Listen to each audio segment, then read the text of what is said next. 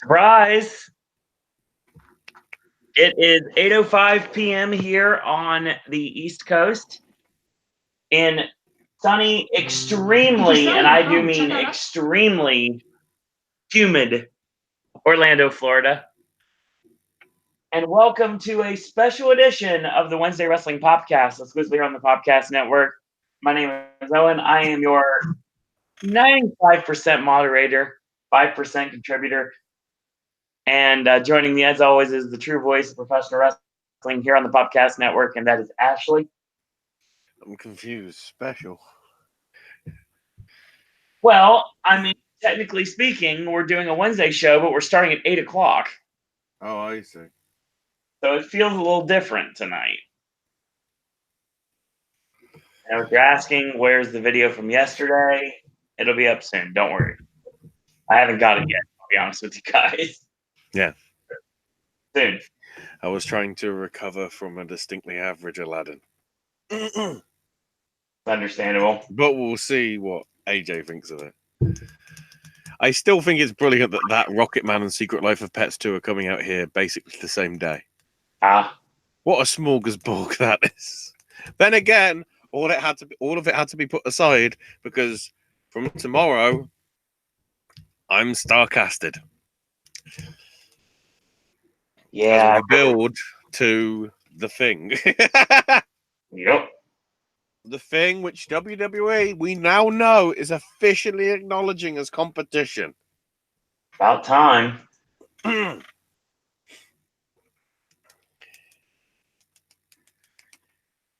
They tried to sabotage it. Ric Flair needs surgery. We can't let him be there. Did Batista actually cause what happened? It's going to be interesting to see where we go. But we've got that. We've also got a lot of big stuff happening over this weekend as well on the indies. Yes. Which Chikara's anniversary weekend, which got some very interesting connotations, among other things. Definitely. There's some Fight Club Pro, I guess technically Defiant, but whatever. Progress is heading to 1988 on my birthday. Fuck wow. Yes. I mean, technically, they got the year wrong. They missed it by 1 year. But 88, I guess, is a good year. Whatever. UFC had UFC had a very interesting fighter, which we need to talk about. Because I think Tekken has become real life. And also big stuff in One Championship. I completely forgot that happened. And I was made aware of over the social medias. Boy, was I. So we got that. We got the usual WWE, good stuff and stuff. Yep. All happening. And stuff. There's a lot. And there's a lot to talk about. We've missed a lot of things. I'm trying to work out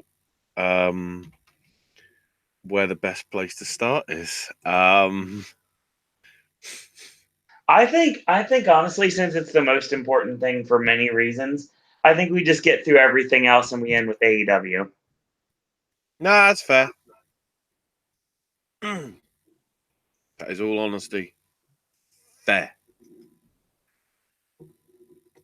Let's bring some tabs up and whatever. So, I was trying to look through the news, but I guess the news update isn't up yet because Dave and Brian are probably heading over to there. So I guess before we actually get into Raw and SmackDown, we'll talk through the WWE news because it's, arguably it's the latest thing. The list of growing names that don't want to go to Saudi. So yeah, as it stands, Kevin doesn't want to go. Sammy won't be allowed to go because of his dissent. Yep. So I don't know whether Kevin's making a stand with him. I'm not sure. Aleister Black isn't going, which is interesting because I completely forgot he was on the roster. He Ouch. wrestled for he wrestled for a bit and then he's just doing promos. That's fair. You know, like I completely forgot R-Truth was there for a while. Boy, did that change this week.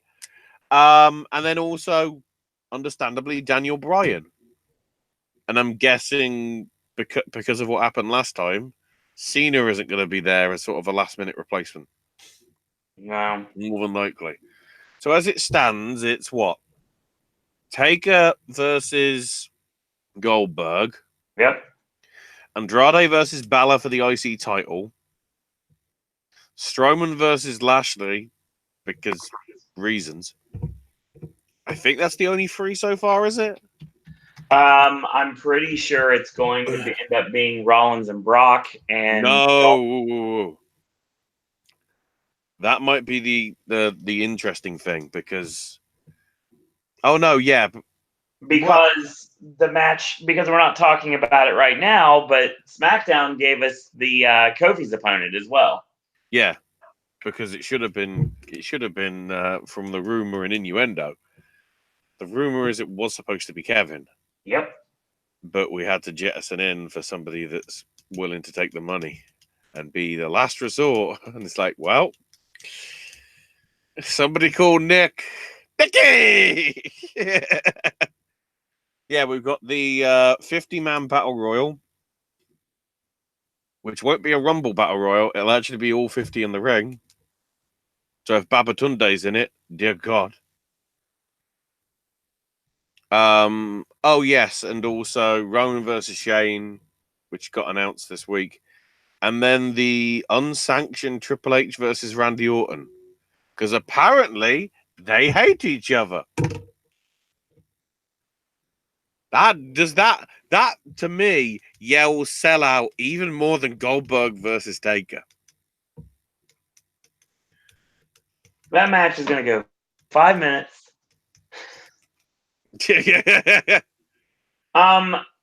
We haven't covered the Saudi shows here on this network. And I mean, I care very little about the WWE product right now for good reason. If big stuff happens, we may do something in the evening as long as Owen's available. When is this show again? A week on Friday, June 7th.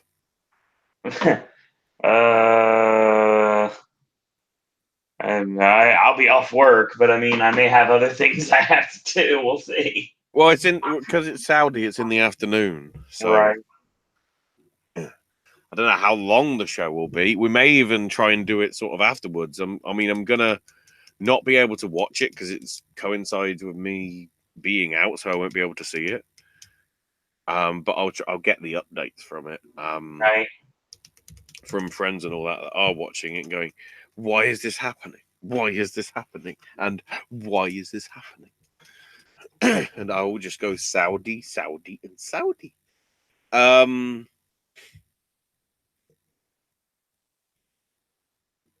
Then again, I'm thinking too far ahead because obviously we've got NXT TakeOver 25 next Saturday from Bridgeport, Connecticut. Well, it should be fun. Maybe. Possibly.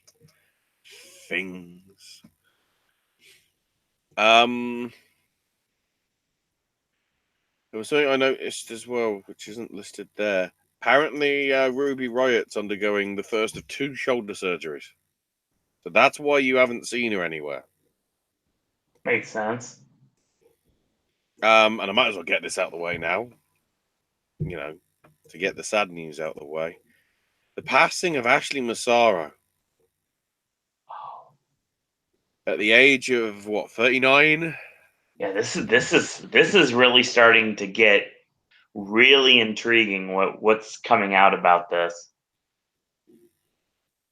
Because I heard reports that, well, not to say that this is an example of anything, but I know of other suicides that have had the person the day before or the morning before seemingly be in really high spirits. So what resorted to it, I don't know. She was, of course, supposed to be part of Starcast and whatever. That's obviously off the table now. I hope that they keep her table there and have it just be a place where people can, leave sort of well wishes and whatever. I don't know how they're going to work that out. But yeah, I mean, in Mental Health Awareness Month and everything, it's just a shame that this happened. The stuff though, that the bad WWE and publicity, putting out basically a statement saying how she apologized for suing them a few years back for sort of, long-term effects of the problem of her being released from the company, sort of thing. And like signaling out, she actually sort of sent an affidavit to us apologizing for taking legal action against her and that her lawyer was, wrong. And it's just like, did you have to time this so soon after her death for this to come out? I just think it's a bit awkward, The timing's very suspect, I will say that. It's just, it leaves, I don't know, a bitter taste in the mouth or suspicious taste in the mouth. I don't know. Something seems off for whatever reason. I'm trying to quickly see through if there's any other significant stuff. Oh, we might as well mention this, considering it could have been WWE. The whole Jordan Grace affair that cropped up this weekend. Did you catch this, Owen? The fact that Impact's been heavily pushing her and they didn't have her sign to a deal until this weekend. Yeah, well, October. PW Insider come out and say that Jordan Grace has signed a long-term deal with Impact Wrestling. Impact Wrestling used that as confirmation that the deal had been signed. That's crazy. It was only until further questioning this past week, which I think was Fightful. Probably. I think it was Sean Ross Sapp. I'm not sure. But the clarification was asked, and she said, "I haven't signed a contract," which of course meant, well, you know how you get like really cool stuff at auction at various events, and there's like 10 hands up at the same time, and it's like highest bidder wins? That's what apparently may have happened with Jordan. Wow. Because I wouldn't be surprised if, certainly the EA, I don't know about All Elite. I'm pretty sure that they want her, but I think All Elite would be the kind of company that would let her come to them. Oh yeah, of Because course. obviously they've got their plans already. WWE would be like, "Oh, we heard you're not available. Please sign with us." And I'd say rightfully so. Which is weird considering how people turn on handshake agreements and whatever. Jordan Grace is now officially signed for the next 2 years for Impact. I mean, Impact really needs to get as many people as they can right now. Mm-hmm.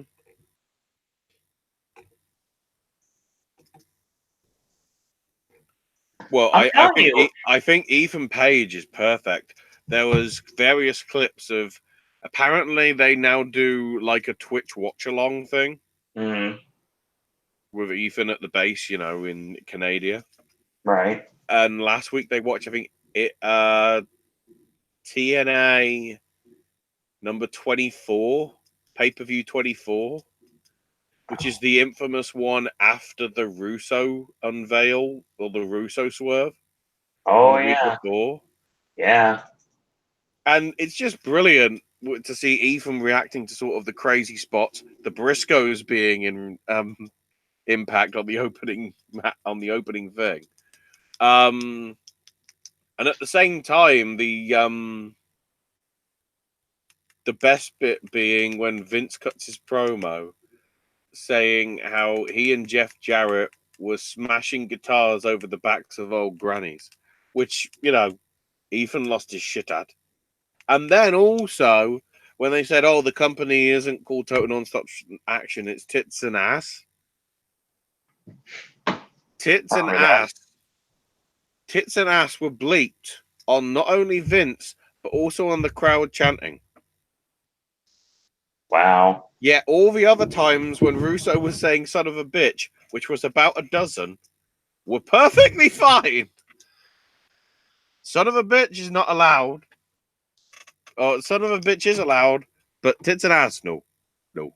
So, standards much? Jojo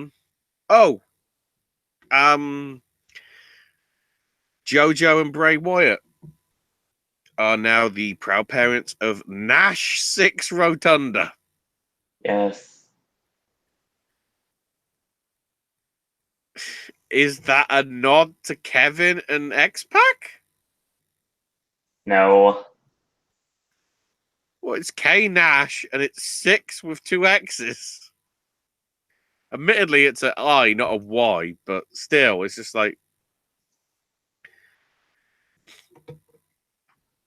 Now, this is something that I want to bring actual attention to, because, okay, some of you might be watching the last events of StarCast, but I think this is a very interesting thing for WWE to organize in the run-up to everything. So, listed to start at 5 o'clock my time, so that's midday Eastern on Sunday. It's just listed as WWE PC Combine.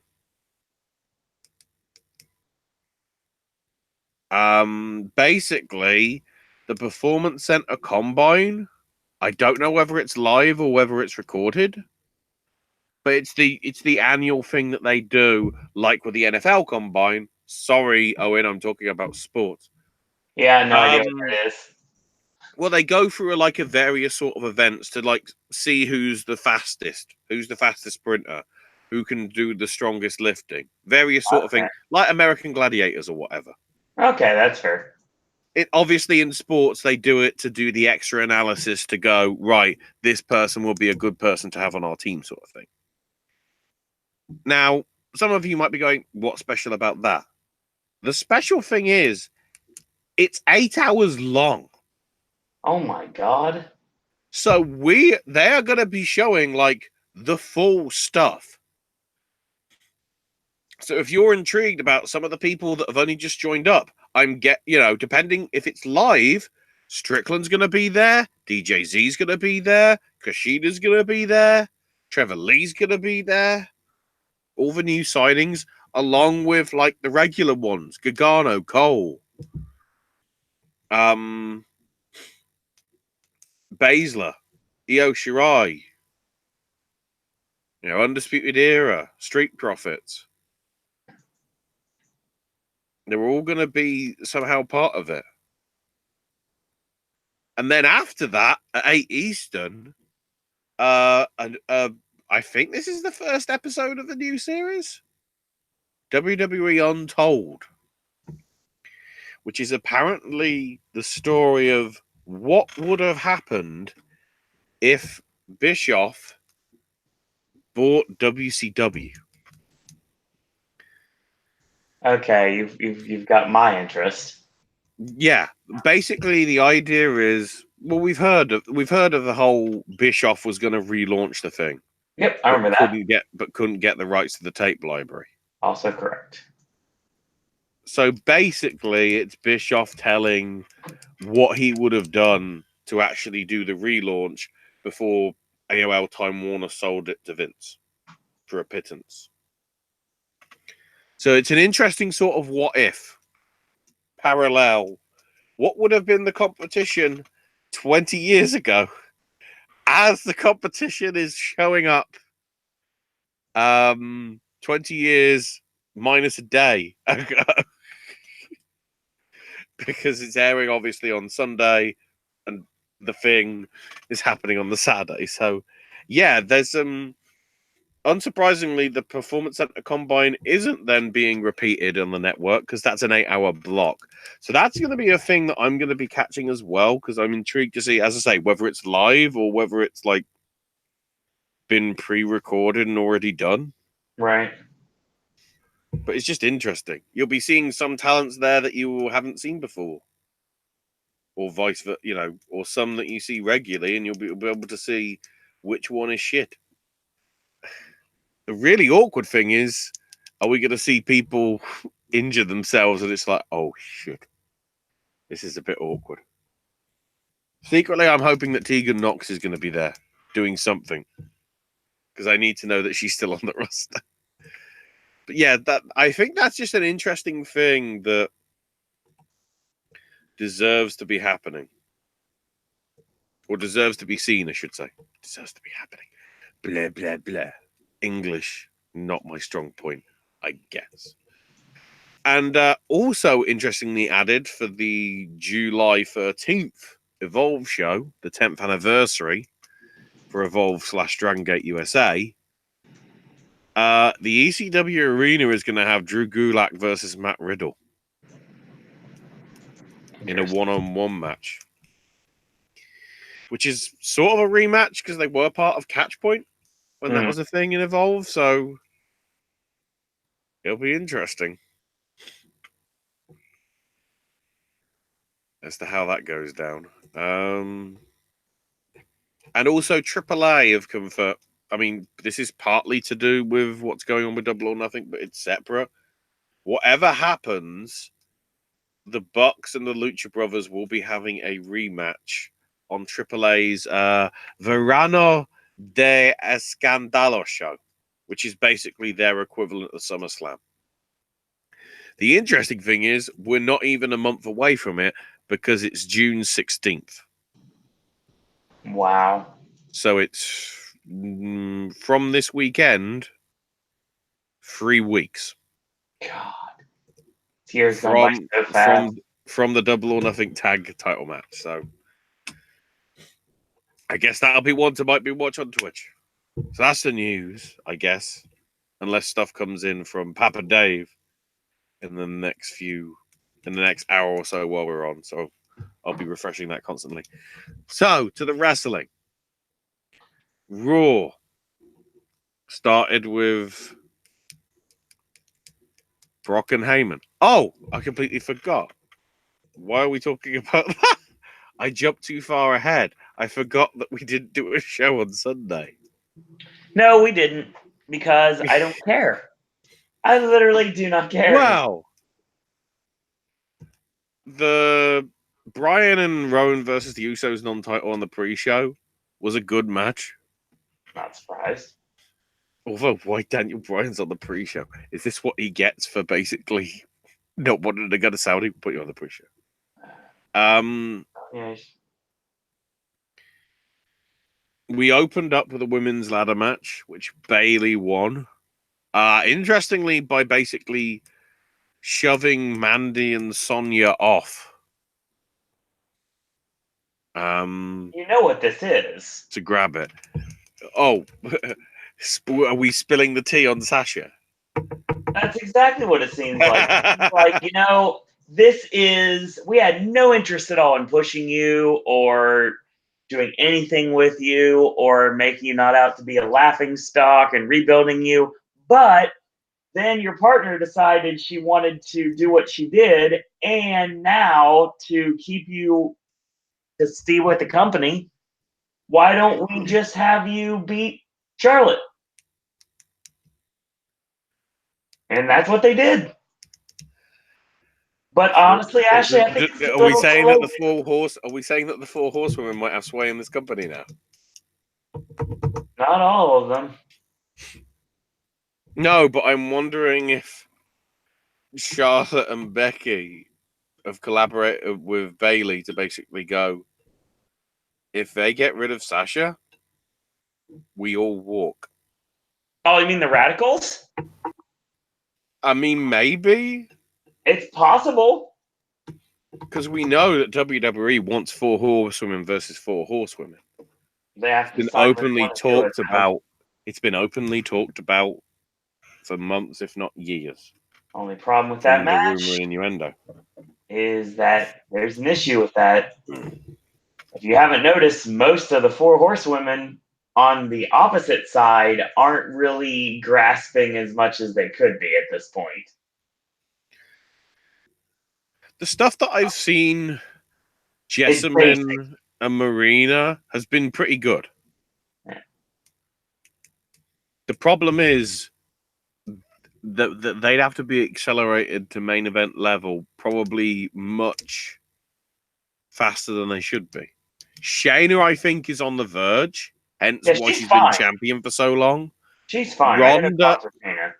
Ronda, although a bit green at times, I think has proven herself to be worthy.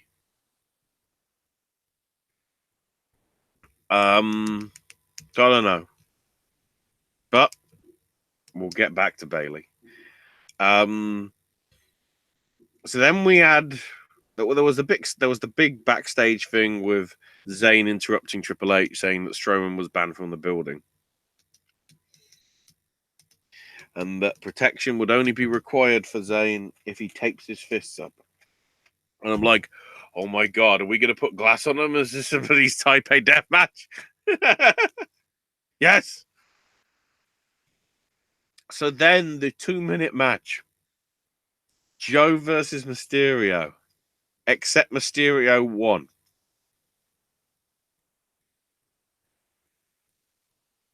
The word is it was because of the broken nose. Has to be. And the blood as to why it went so short. They called it on the fly. Makes sense. Part of me was wondering whether they were doing this trolling back to troll everybody after Mania. And that how short that one went.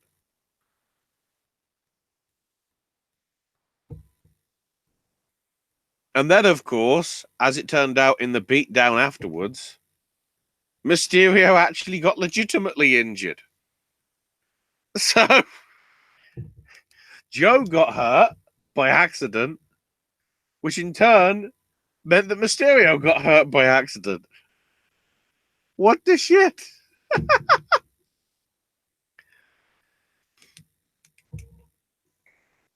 So the cage match for Shane and Miz. This was fine. But the problem is, the ref, I guess they're making it out as if the refs are now sort of getting paid off to do what Shane did. But there was one point when Miz was put, Miz put on, the walls of Jericho. Because, he's stealing moves.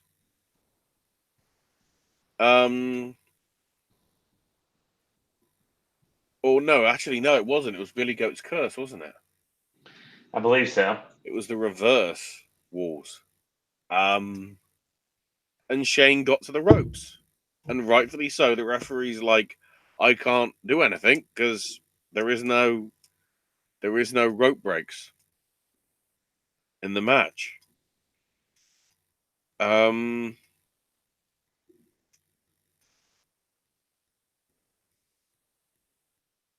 Which they explained, Shane explained away well, because obviously he was using the ropes to leverage to get some momentum to actually get out of the hold. So then Skull Crusher finale on chair happened later on. And it was 1, 2. Shane put his foot on the ropes and the ref stopped counting. despite the fact that 3 or 4 minutes earlier they'd said there is no countouts. There is no rope breaks. So it's like, what the shit's going on? Legitimately. And then, of course, Shane escaping because he let his t-shirt slip off so he could escape. That is one thing I never wanted to see, a shirtless Shane. Dear God. I thought Icarus's tattoos and Shikara were bad. I was wrong. Can't be worse than Michael Cole's tattoos. Yes. Oh, God. Well, when Cole wrestled, most of the time he had that singlet on, so there was bits of flesh on show. Yeah, but those tattoos are just, oh my God. They're about as bad as Shane's punches. Shane's body is rivaling Killian Dane for hair. Dear fuck. Did not need to see that with the cornflakes and the like. And then the match that the crowd didn't give a shit for, but was actually pretty good. Nice and Davari. Shock surprise. Davari coming out in a Mercedes, as was rightfully said by the Cutaholic guys. Why did he not come out in a Ferrari? Because they could have called him Araya Ferrari rather than Araya Davari. I guess that was the only thing left on the rental thing. Whatever. Then we had the women's double bill. Becky beating Lacey by a fucking weird-ass submission. Did you see the clip from this? I have not seen it, so I don't know exactly what the spot was. So Evans did her chop block or women's right equivalent. It wasn't a punch, it was more like a chop. So I guess it was the women's chop. I don't know. So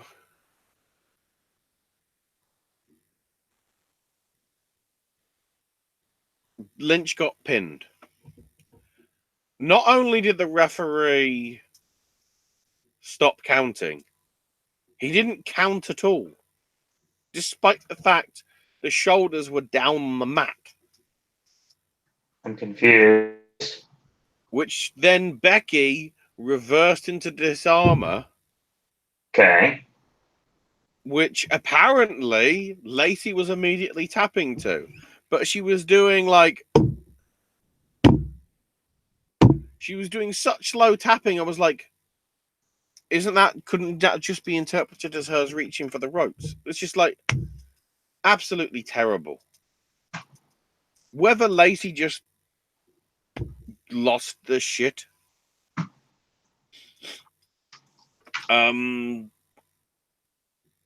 Whether Lacey just lost her shit at the end, or because she thought she was Okada with the whole money guns that she was firing out to the crowd. It was just... Ooh.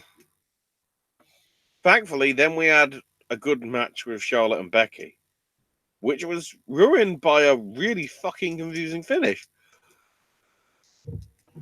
Because Lacey came back out, gave Lynch the women's right from the outside to Becky being leaned on the ropes. So Charlotte covers her. So you'd expect their 1, 2, 3 match over. Right. No, Lynch reverses it into an inside cradle for the fake out. Then Charlotte big boots her, doesn't even try and do like an actual finish, just like a big boot. And Charlotte wins. So then it's a 2-on-1 beatdown. Then Bayley makes a save. Gave Evans a Saito suplex rather than the Bayley to belly. Or Bayley to Bayley, however you pronounce it. I don't know.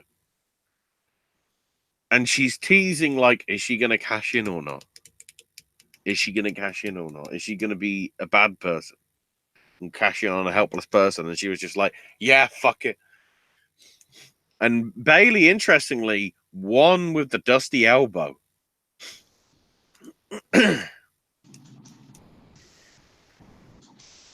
So Bailey is the first ever Grand Slam Women's Champion. Boy. There's been a lot of damage done with that character since she got brought up from NXT. And if they think that this is going to rejuvenate, then it's going to take a long time before you can buy her again. I think she can deliver a solid number of matches with Charlotte, because there's obviously going to be some sort of rematch down the line. Sure, probably she will, at the grounds of stomping. But you have to understand, they have to build her back up again. You're basically starting from scratch. To some extent, yeah.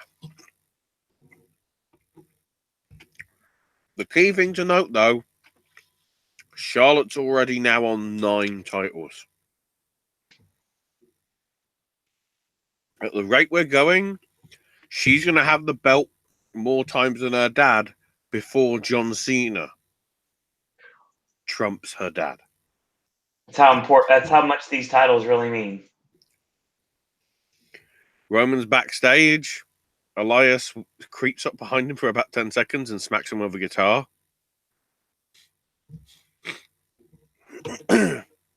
Then got an electric guitar and did an interesting little I hate the town song.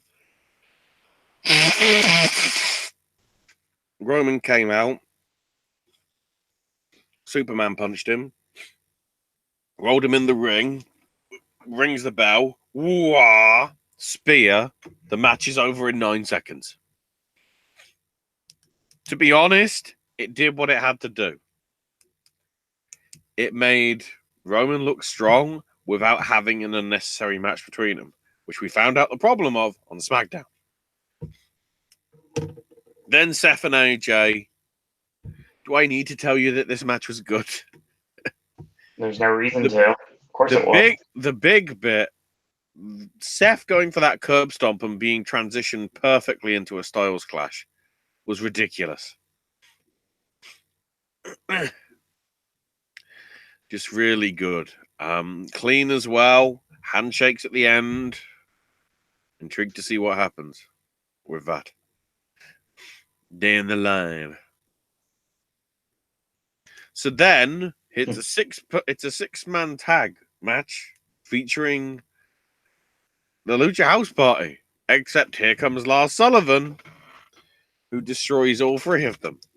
And yes, despite all the things that happened in the last week, fines and sensitivity training for comments made about various issues, be it gender, sexual orientation, or race, the big white guy beat up 3 ethnic minorities. What a great image there, WWE. But wait a minute, didn't Kalisto basically bust Lars open hard way? Yes, he headbutted him and he fucking busted Lars open the hard way. Good. Which at that time actually legitimized Lars a bit.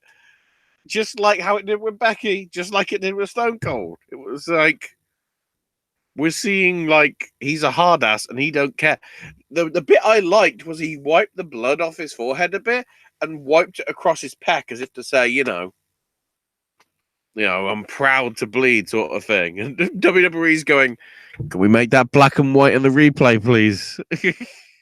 Just like they did with WrestleMania and Roman Reigns when they had that on when they did the network thing from Mania 34 when he got busted. And then all of a sudden, NWO invaded and the picture went black and white for the last 20 minutes of the show.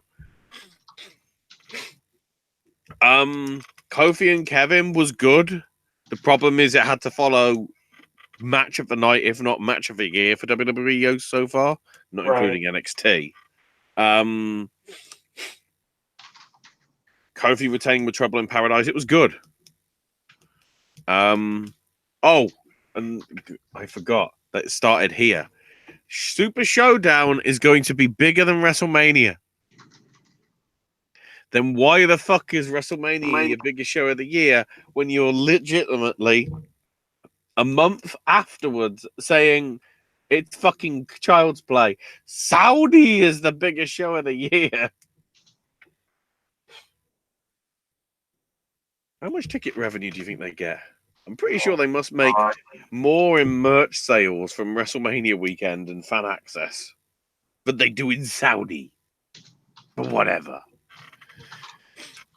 And then the 7-man Money in the Bank, which became an 8 because earlier on, Sami Zayn was backstage, upside down, seemingly in a reverse cross position. And I'm going, wait, is this Bray? And I was getting excited. And then it's fucking Brock. Because of course it is. LOL.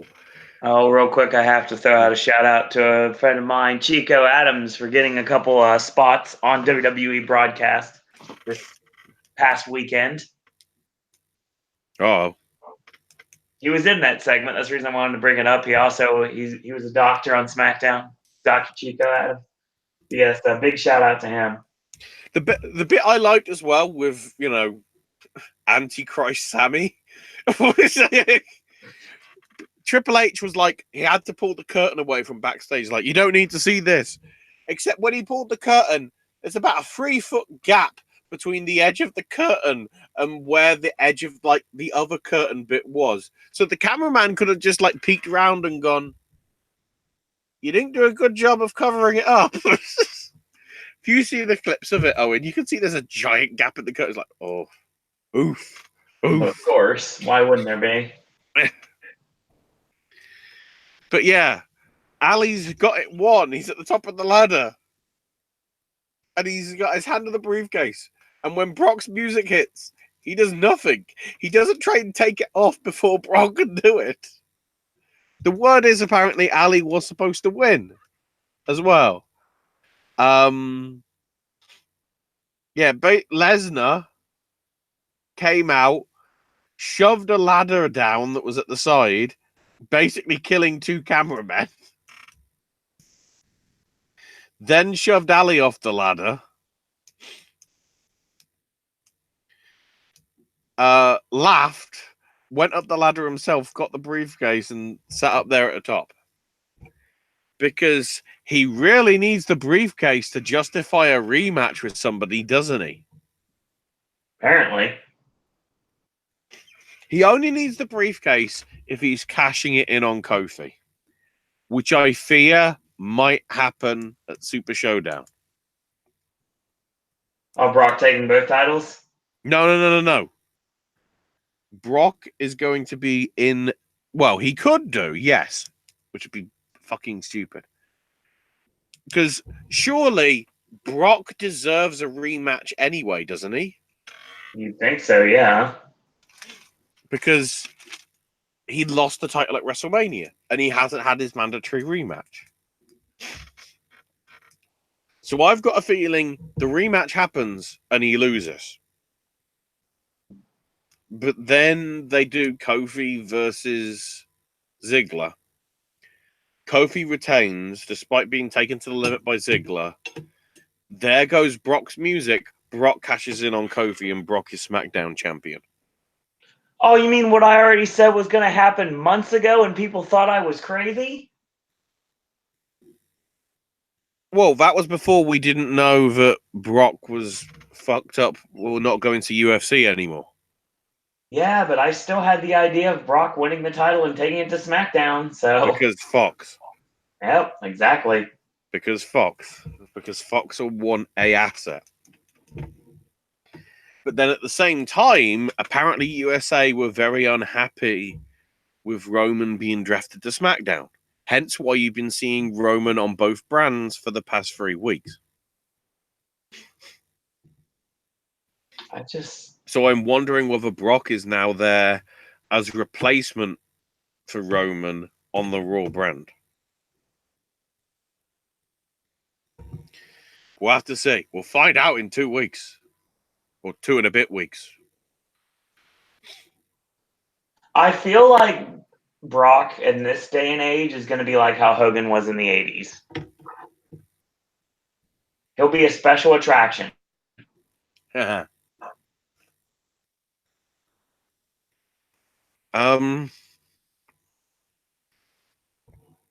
that brings us to Raw. Brock's there, listening to his briefcase like it's a fucking ghetto blaster. I saw the pictures. I was like, oh my goodness. Dropping hints as to whether it's Seth or whether it's Kofi. Maybe you'll find out tonight. Spoilers, you don't.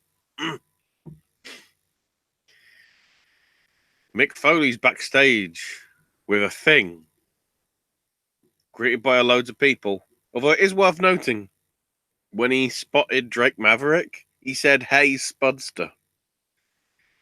The name will live on, everybody. That's great. So Strowman beat Sami Zayn in about 45 seconds. With Zayn wanting help from Lashley backstage before they managed to actually get the bell rung.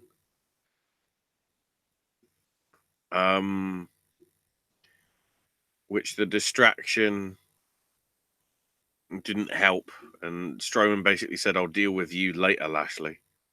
Did he? No.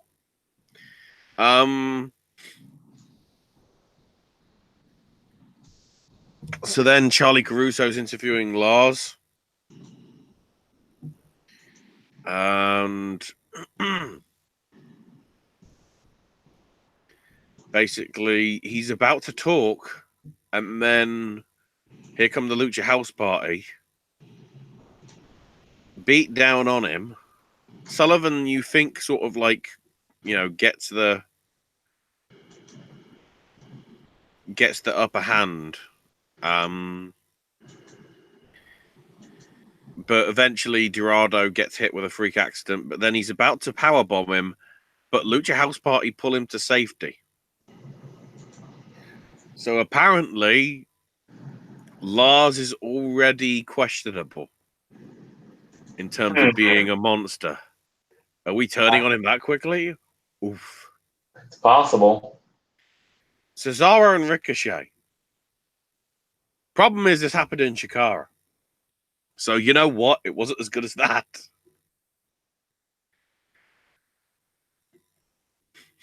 Although the really interesting thing is Cesaro's got new music, which is generic as fucking possible from CFO $.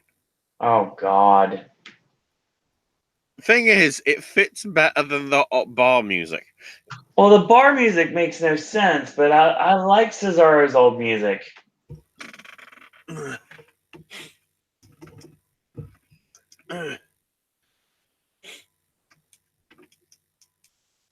So, Styles interviewed backstage, who's interested in the new title, but then Corbin shows up with AJ going, "Wait, what? You failed at Money in the Bank when you held that. You failed as GM." And Corbin goes, "Well, I pinned Seth on this show. You haven't done that yet." And it was a slap to the face that you got the title shot. And I'm going, wait, he fucking beat you in a match to earn that title shot. Why is it a slap in the face? He won it in open competition. You dumb fuck. Styles' approach for this, that isn't a slap in the face. This is. And legit slapped him in the face. So it's just like, okay, that's actually a good line. Roman Reigns coming out, slightly booed. But then Shane comes out and says, "I'm done with the Miz." It's like,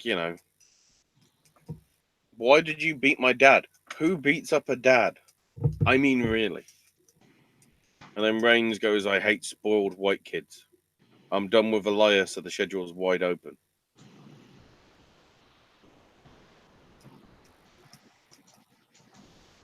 It was generic shit.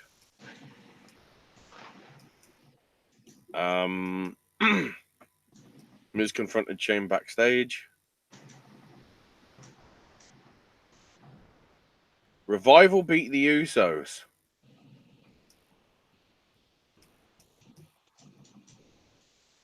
Now, this was interesting at the start because they were showing the Revival, oh, look, they're getting Punk sort of thing from the last few weeks. Corey said, why are the Usos doing this? They're despicable. Michael Cole, with a straight face, who the previous night in that men's Money in the Bank ladder match literally said, are these guys crazy? What are these guys doing? And he's just like, Cole actually said a good commentary line. The following night, he said, oh, come on. The Usos playing the pranks on the Revival was funny. It's locker room humor. With Graves adding, no, that kind of humor is funny until you turn 6. So Corey is throwing shade at their own creative. I somehow love Corey now. I'll get to the other reason why I love him later. Revival winning was a pleasant surprise. Roll up with a handful of tights, but it's weird. I see in this storyline, I see Revival as the faces and the Usos as the heels. Pretty because much. of how stupid the thing is. So then, Nikki approaching Bliss. When the Revival show up celebrating with Dash accidentally spitting on bloody Bliss. Just like, okay. So moment of bliss with Nikki in tow. Bliss wanting some coffee and then had 2 cups. Combined the 2 cups and gave the empty one to Nikki. Which makes me wonder, either they were cappuccinos or one of the cups was already empty and got emptied. So I don't know what's going on there. So here comes Becky, but then the Iconics show up and said, well, you're Becky 1 belt. We still have 2 belts. With Becky saying, keep talking and it'll be Becky 3 belts because I'll take both the tag belts. I don't care. Then Lacey Evans came out and said that the lady came around and got tapped out. I'm like,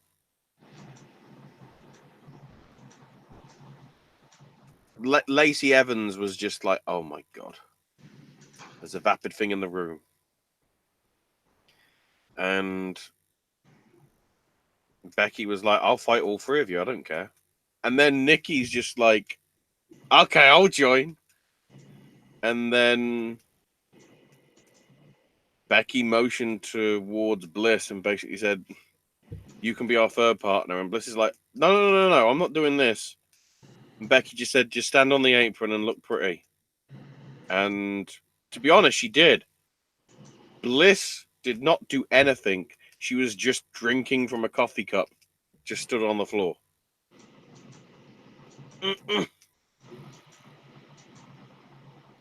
And she also actually won with a diving leg drop. She didn't win with a disarmer submission. Becky, which is interesting. However, I feel that this match needs me to have to break out an oldie, but a goodie. Oh boy. So the match has Becky Lynch, Nikki Cross, Alexa Bliss, Billie Kay, Peyton Royce, and Lacey Evans. You want to play game now? Okay, Yes. I help. 1 of these things is not like the other things. One of these things just doesn't belong. Can you guess which thing is not like the other thing before I finish my song?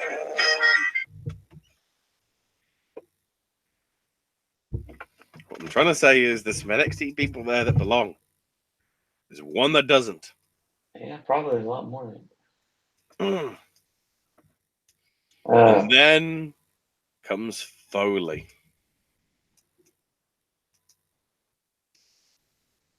Something's missing on Raw. It's time to start getting Raw again. We need to make Raw. We need to make Monday Night Raw again. I'm going, oh no. Mm-hmm. We told him to use Trump terminology.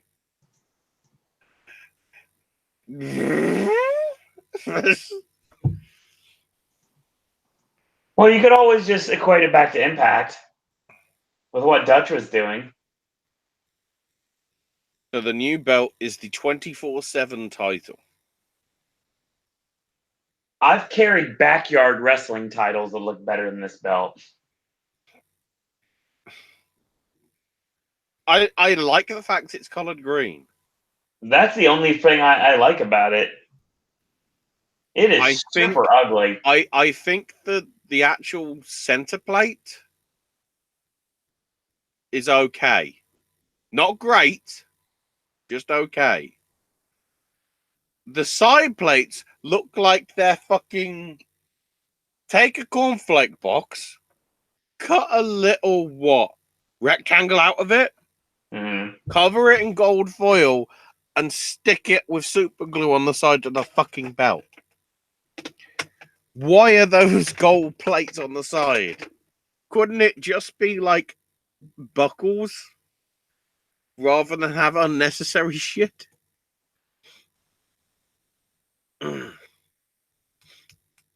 Falls will count anywhere. Yeah, the fans are booing.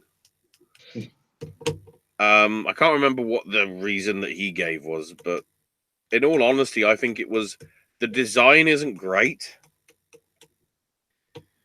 And I think some people were expecting something like a hardcore title, not just being anybody can pin it. So if you think about it, even the original hardcore title would have been nice. If you think about it, the DDT Iron Man Heavy Metalweight title isn't technically a hardcore title, is it? No, it's not. Sometimes it can be in hardcore stuff. Right. But most often, it's just stupid shit. And speaking of stupid, Denny said anybody can have it. Even 205 Live NXT or NXT UK talents. Not just Raw and SmackDown. Didn't also say veterans as well?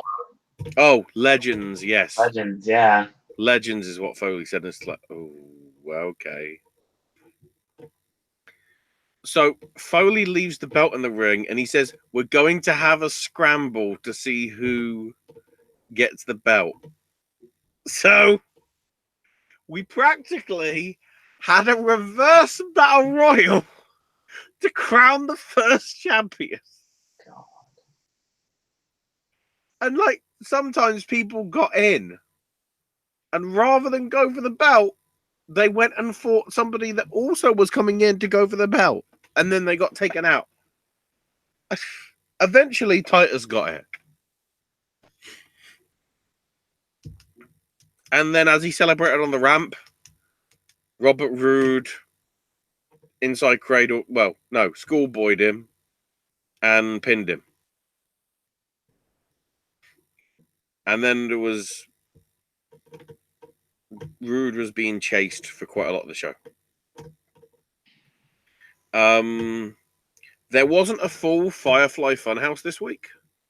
Yeah, I heard about that. There was a bit of one, which is understandable considering, the bear. Mm-hmm. But it seemed to be like the actual credits of the TV show and then like the glimpses of him being weird and kids with distorted faces. wearing "Let Me In" t-shirt. So it's also worth noting during this final hour, they turned it into NXT mode. Did you notice this, Owen? Meaning? Lights had basically turned off, just like they are with NXT. And all the graphics and everything are no longer red. They're black. I was going to say the WWE version of ECW. The raw letters are still red, but the background is not like white and red. It's just jet black. Because apparently the third hour is going to be the black hour. In which case, why the fuck is he on SmackDown? If anything's going to fade to black, apparently it's the third hour of Raw, not Alistair. Oh, God.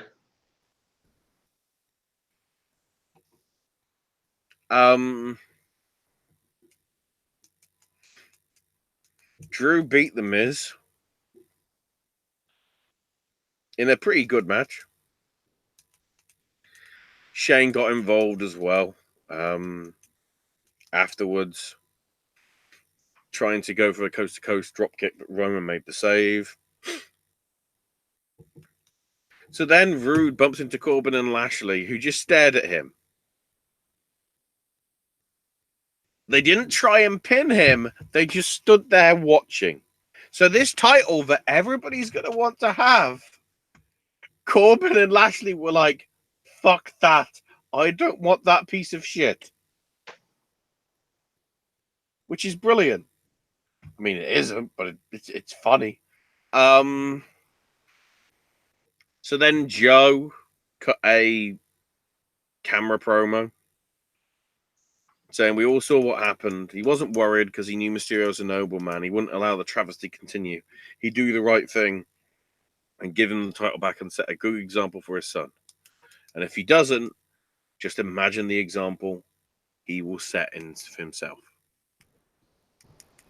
So Rude's now got to the parking lot, and for some reason, R-Truth is there. And by the way, guys, if you're keeping count, Roman's on the show. That's one. Kofi's on the show. That's two. The Iconics are on the show. That's 3 and 4. Uh-oh. And R-Truth is there, which is 5.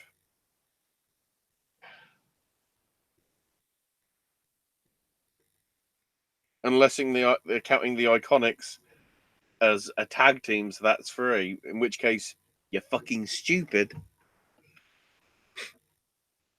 So yeah, R-Truth helped him by putting him in the trunk of his car. So Truth let Rude out, told him to get in the car. Rude opens the front door. There's a referee inside it. Truth attacks him, pins him. And R-Truth gets in the car and drives away. And little did I know, this one action made this title fucking relevant. Little did I know. And then the no DQ tag match, because that randomly got added, because I guess it's Black Raw, anything goes. Kofi and Seth beating Corbin and Lashley. And then Lesnar showed up, teased a cash in, and then Heyman basically saying, "Oh, we'll fight. We'll show up next week to announce who we're going after." And everyone's going, "Why doesn't he just cash in on R-Truth?" Because if you were, how many people are going to want to mess with Brock if he has the belt? Actually, that might be the best thing to do. He just has the belt and just like it gets forgotten about. Maybe there's some savior stuff.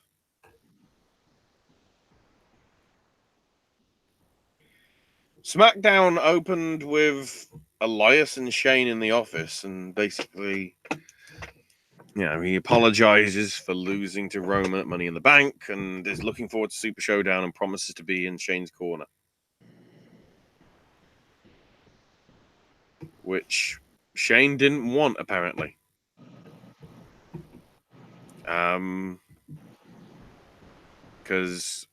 But he will be in Elias's corner tonight for their rematch because Shane needs him because he's the best in the world. What if it turns out that Drew McIntyre is actually... We're going to have just like an inter-brand rivalry because Drew and Elias are looking for battling to be in the affection of Vince. Shane. I don't even know anymore. Well, brand split. So, Kofi and Xavier come out on the ramp, are unveiling Big E. He's under a black sheet for some reason. They pull under the black sheet, and it's some random black dudes. And it's like, who are you? What are you doing? They make fun of him and get rid of him. And then Big E shows up, saying how he missed everybody. But then Owens and Sami Zayn interrupted. And it's like, Big E's getting a celebration for 6 weeks. I was out for months, if not years, and I got nothing. And that happened.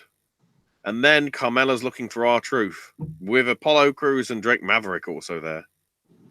Because apparently, and this is why I think this angle now works, Drake Maverick printed out like 300 A4 wanted pages with R-Truth's face saying, "Have you seen this man? Reward money coming." And Truth's wearing a blonde wig. And Carmella's like, "Why did you come here? Why did you come here? I need and he's like, "Well, I need your help to help me keep the belt," sort of thing. So then Ali and Andrade. Ali got the win, surprisingly, with a roll-up from out of nowhere and all that. Pretty good match, which you'd expect, to be honest, with the two. Of course. Then Carmella put a hat and a blonde wig and glasses on to make sure, R-Truth couldn't be properly seen and whatever. She also tried to give him a bra. And amazingly, he didn't have problem unhooking the bra. So that man knows his bras. So then we had Mandy and Carmella showing up. But R-Truth came out, except he had the belt on him. So it's like, well, that's clearly him. So the B team and loads of other wrestlers come up. And Truth runs off with Carmella on his back in a sort of really good image as the rest of the roster's chasing.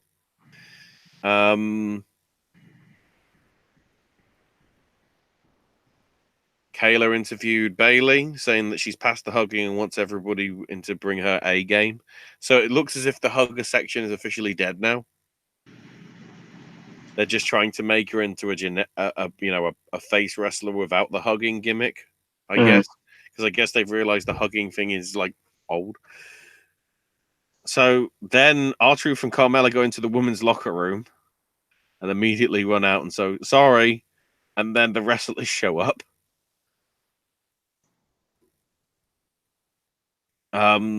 Again, just like actual sort of funny shit.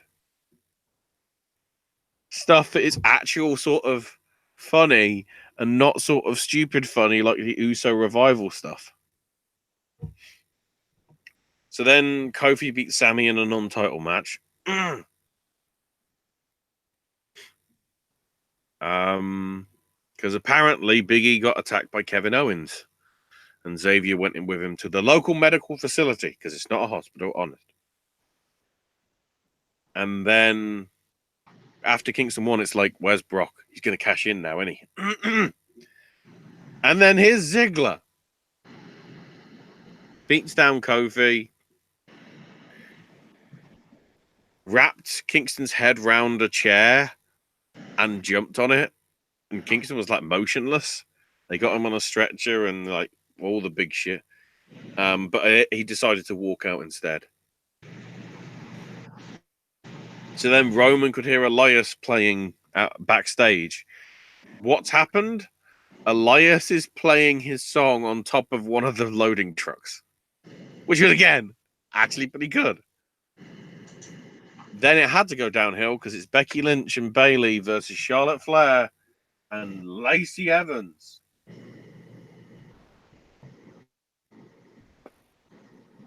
Oh, great, the internet shit. You get it, I was going to play the Sesame Street song. Ugh. And amazingly, the faces won, Becky and Bayley.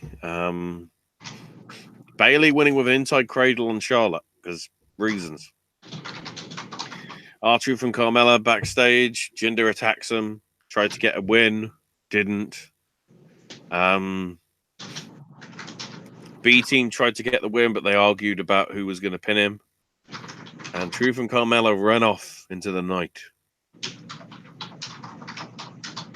So then Ziggler gets a chance to explain his reasoning, and he basically says how Kofi took Ali's place at Elimination Chamber, saying that it should have been him, you know. Kofi became an overnight success, and it should have been him. I'm like, they gave you that chance, Dolph, and you fucking dropped the ball with it because you injure yourself too often. The thing is, Ziggler was like doing this through tears. So he was really sort of doing it right, you know. The fans respect him and it should be him. And he promises to win at Super Showdown so that he can be respected once and for all. I like the angle that it's going. The problem is we remember what happened the last time they gave you the thing. After a month, you got injured and you had to vacate the title.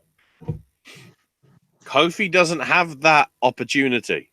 He never won it. And then Roman beat Elias, because of course he did. And then Drew McIntyre showed up and hit the Claymore kick on Reigns afterwards. So hang on, let's count. Because you have to keep track. I guess what? Sami Zayn, that's one. I guess Drake Maverick technically would be two, even though, you know, 205 Live.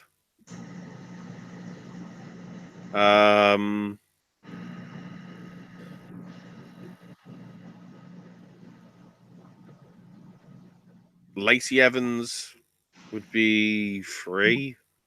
And I guess Drew would be four. So they actually learned how to count on Tuesday. My God. 205 Live. Jack Gallagher and Humberto beat the Singh brothers. Apparently, Jack Gallagher is being offered deals by Bellator. They want him to, like, fight. Oh, what's going on there?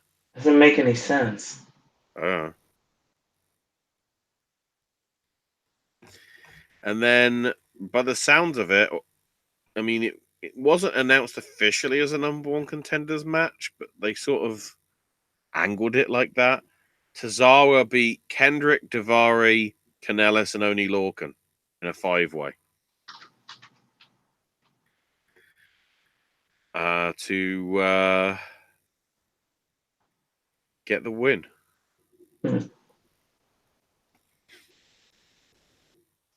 And then with NXT UK, Travis Banks beat Joseph Connors to get into the Fatal 4-Way, which is coming up. Noam Dar pinned Mandrews. Rhea Ripley did a promo doing teasing in the match that she's going to have with Piper Niven.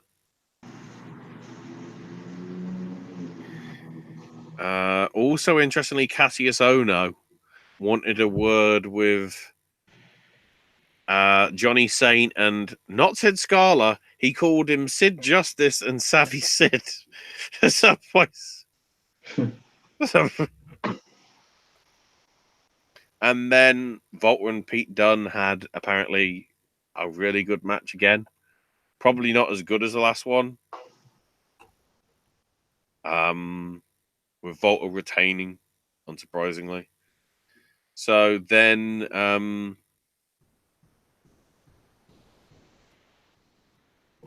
as Volta's about to tap from the triangle,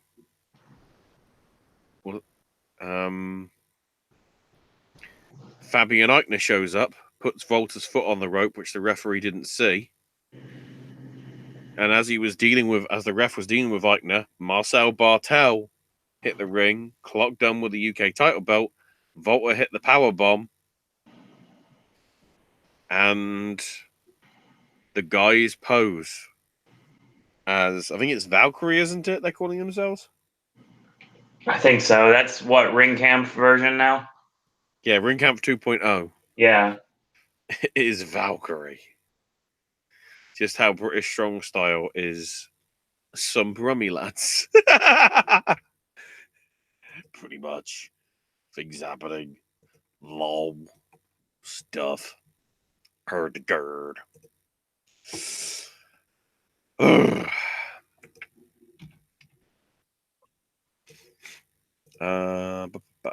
UFC.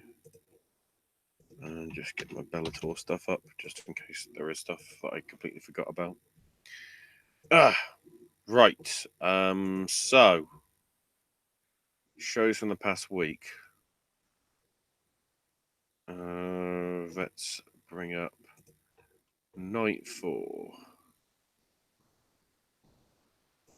Night 5. Night 6. And night 7 of the Japan of New. And the best of the Super Juniors. So, day 4 in a Mori. We had Robbie Eagles beat Ren Narita. Yo beat Bandido. El Fantasma over Bushi. Ospreay over Rocky Romero and Taguchi over Doki in the main event. Wow.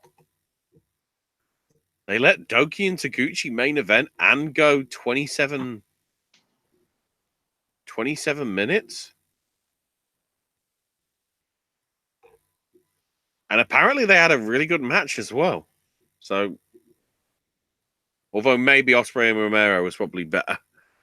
Probably because Ospreay and Romero got 25 minutes and Taguchi and Doki went about 20.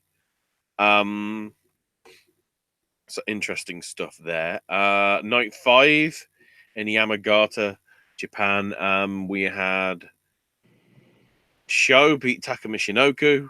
Marty Skull over Tiger Mask. Taiji Ishimori beats Titan. Dragon Lee over Jonathan Gresham. And Shingo beating Kanemaru. Heard some pretty good things, unsurprisingly, about Shingo and Kanemaru. The Shingo train, I guess, is moving. Night 6, also in Yamagata. Romero beat Narita. Bandido over Doki. El Fantasma over Robbie Eagles. Ospreay beating Yo. And Taguchi over Bushi. Again, some of these placements are a bit weird. And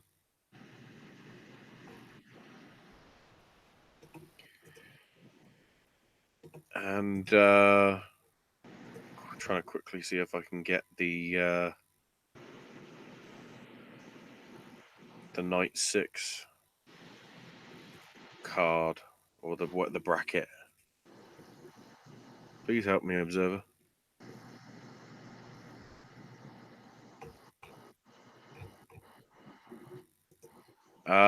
Night 7 was an interesting. Oh, New Japan also announced Liger for Dallas. I guess they're thinking that's going to get ticket sales. Can we please, I'm begging you, I don't care who books it. Can we get Brian Pillman Jr. versus Jushin Liger before Liger retires? Please. I asked Joey Janela straight up on Twitter about it. I don't know if he has power to do this, but someone's got to do it. He's about to win the MLW championship. That's what it sounds like. And then night 7. Night 7 that's just happened was the interesting one because everybody's facing each other as part of the 3 nights of Kurikan Hall. Everybody faces each other tonight, or just gone, I should say. And then coming up in a few hours will be day 8, which will go back to Block A. And then Block B will be doing the 3rd day on Friday. So, from Block A, Ishimori beat Michinoku in a good short match, apparently. Bandido beating Ren Narita in apparently a ridiculous match that somehow only went 6 minutes. So Bandido's making towns. Jonathan Gresham beat Titan in what was said to be a very good match as well. Yo beat Rocky Romero in a good match. Dragon Lee beat Tiger Mask in a good match. Bushi beat Doki in a good match. Kanemaru beat Sho by countout.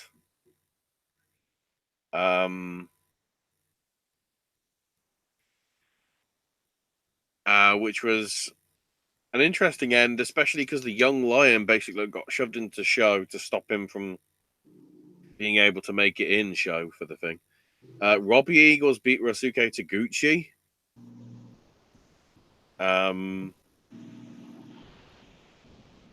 Shingo Takagi and Marty Skull. Well, Shingo beat Marty in a good match, but the problem was there was quite a few ref bumps. Like probably too many. And then El Phantasmo and Ospreay put on a clinic, which El Phantasmo won, interestingly. So, with everybody having had 4 matches, that's weird, Owen. We actually get to see it when everybody's face each other like the normal amount of times. Interesting. We aren't in the middle of blocks. So, in Block A, the guys to beat are Shingo and Taiji Ishimori. They're both on 8. Then Tiger Mask, Marty Skull, Dragon Lee, and Jonathan Gresham were all on 4. Titan Sho and Kanemaru on 2, with Taka Michinoku on 0 still. And then in Block B, El Phantasmo's ahead, currently undefeated, 4 for 4. Taguchi, Ospreay, and Eagles are all on 6. Yo is on 4. Doki, or Doki, I will pronounce it, because if it's pronounced Dookie, that's a bad name. Doki, Romero, Bandido, and Bushi are on 2, with Ren Narita on 0. And considering he be a young lion, expect him to stay on 0. I mean, if anybody lets him win over them, that'd be sort of cool and weird at the same time.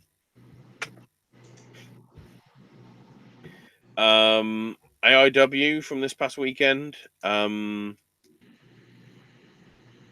because it was keeping their because the show was keep their heads ringing. You can tell that this is the annual Compton Rules match, or the Compton Rules event, I should say. So basically, no DQ. So the Jollyville Fuckets beat Euthanasia of Josh Prohibition and Matt Cross. Yes, Prohibition and Cross are reunited to take on the Fuckets. That's ridiculous. Tim Donst beat Dominic Guarini by ref stoppage. KTB beat CPA, Danhausen, and Lewis Linden in a 4-way. Trey Lamar, PB Smooth, and AJ Gray managed to beat Swoggle and the Young Studs and the Weird World and Kaplan in a triple threat trios match. To Infinity and Beyond retained their AIW tag titles over PME of Philly Collins and Marino Tenaglia. Joshua Bishop retained the Intense title over Matthew Justice after a Death Alley driver off a balcony through 4 tables, which apparently blew social media up quite a bit. Yeah, I heard about that. everybody losing their shit about why would they do something dangerous for $20? And it was like, well, AEW, I guess, doesn't pay that much. Yeah, they pay more. Then, in a big surprise, Eddie Kingston beat Nick fucking Gage. What's going on? Interesting. Penta El Zero Miedo beat MJF. And Filthy Tom beat Mance Warner to retain the AEW Absolute title and stuff. Also, the Rise event, which I think was starting or happening at around the same time that we're doing the show last week. Interesting stuff. In the dark match, Viva Van beat Anti-Heidi. Then in the opening stuff, Dust with Delilah Doom beat Viperous for a double foot stomp, with Delilah attacking it afterwards until Cherry Bomb made the save. With Rosemary looking on. Shotzi Blackheart beats Miranda Alize, with Miranda refusing to leave the ring until Mercedes Martinez came out and told her to go to the back. Big Mama beat Ruby Reyes. Team C Stars Nicole Savoy and cheerleader Melissa beat the Killer Bays, Taya Valkyrie and Simone Sherry in the Bay Viva Series match. Because the C Stars managed to make the Killer Bays tap out simultaneously. Madison Rayne beat Mercedes Martinez, and afterwards Miranda attacked Rayne and formed a team with Mercedes. Zoe Lucas beat Ariel Monroe to retain the Phoenix of Rise title. It is worth noting, though, that Ariel had her hand on the ropes, but the referee didn't see it. And Ariel tossed the referee out the ring afterwards due to frustration. And then the steel cage match. Rosemary beating Cherry Bomb via a spear inside the cage after interference from Dust and Delilah Doom. And Dust and Doom carried Cherry Bomb to the back. So is she technically Allie again? Who knows? Maybe. Something. Something that I completely forgot. Joey Janela's Spring Break 4 officially got announced for the Cuban Club in Ybor City, Florida. Yep. In a venue that holds 4,500 people. And is outdoors. So the collective is going big for the 3 days. Oh, yes. We've got more announcements about Game Changer Wrestling, too. Uh-oh. We know about the 5150 homicide tribute on July 14th, correct? Yeah. We saw the announcement of, obviously, Joey Janela's going to be there, low-key. Teddy Hart. The normal city that you would think of, you would imagine. Mm-hmm. So, interestingly enough, more stuff got announced. We're talking about the Tournament of Survival. There's actually going to be 2 debuts of Matthew Justice and Josh Bishop on the show.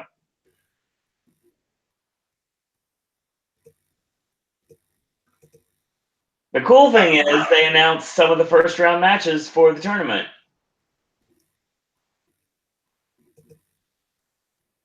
The next one they just announced, we have Gage and Raver. And we have Viden Kadaka. And Cologne and Sakuda.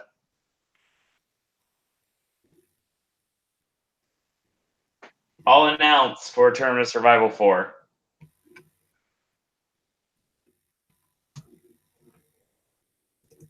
There's a lot of cool things going on with Game Changer Wrestling. One of the only promotions that I generally watch on a regular basis nowadays. Then again, we do have the craziness of what's going down literally a month from now. Oh, We that's now our have announcement show? we now have it confirmed about Tournament of Death. Oh, yes.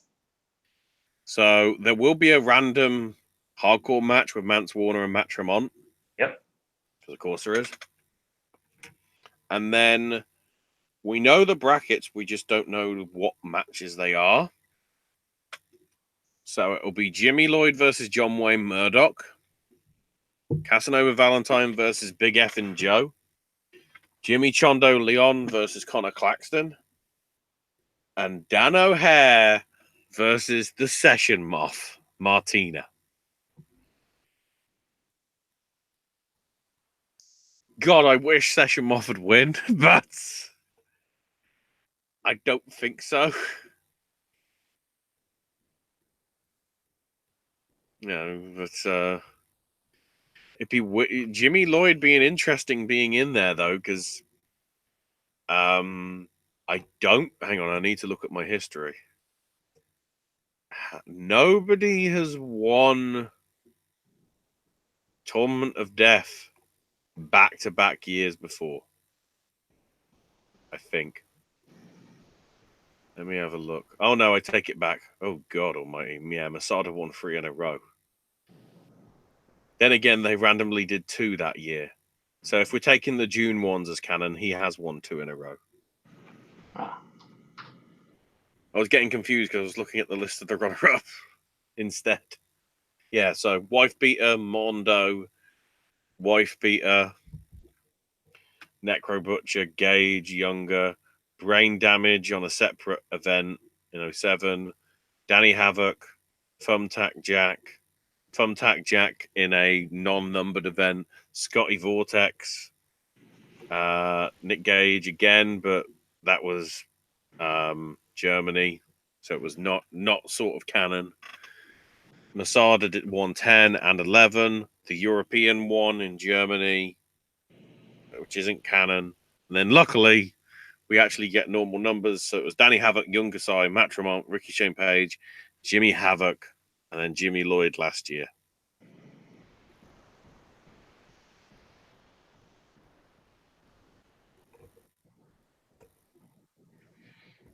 That's going down. I just mentioned that. Something I just noticed, it's a very interesting thing. Via the P. Windsor. The Squared Circle Sisters are starting a GoFundMe, raising money for Ashley Massaro's daughter. Very interesting video. Just skipping through. I see Lillian Garcia. I see Mickey. I see Lita. I see Gail Kim. I see Brooke Tessmacher. I see Maria Kanellis. I see Candice, Michelle. I'm trying to work who that is.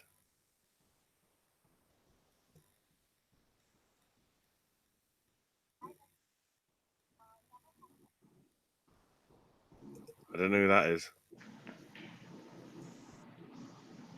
Katarina Lee. Lisa Marie Veron. Wow. Christy Hemme. Wow. Nearly anybody and everybody.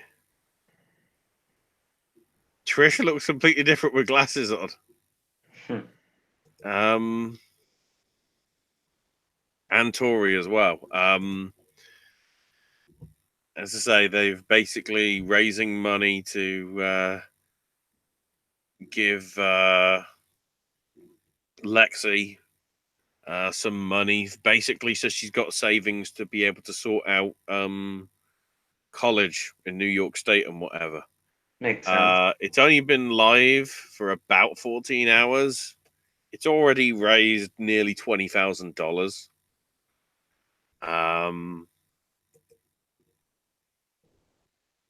The highest of which actually, I see Natty Neidhart's put in 250.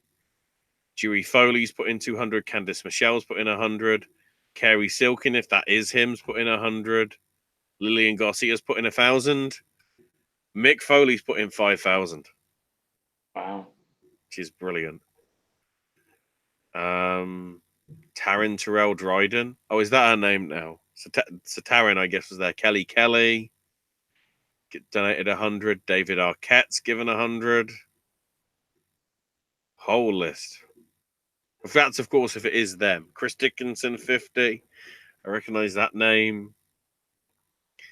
There might be other names that I don't recognize. And then, of course, people might not actually be them or something or whatever, but yeah, go check it out. The link's obviously on PW Insider. I'm trying to see if I can get the name of the channel, the YouTube channel, with the videos up as well. Stacy Asai. It's only got 37 subscribers. It's already had 17,000 views. That's a nice little thing. Oh, and it's now officially been confirmed via tonight's NXT that the NXT tag titles will be on the line in a ladder match with Street Profits, Forgotten Sons, Fish and O'Reilly of Undisputed Era, and Oney Lorcan and Danny Burch being the 4 teams in it because of what happened and stuff. Right, in terms of the other results that I need to try and cover, because there's a lot of shows this weekend, annoyingly. I need from Friday the 17th, so... Okay, there's the freelance wrestling one. That I've already done.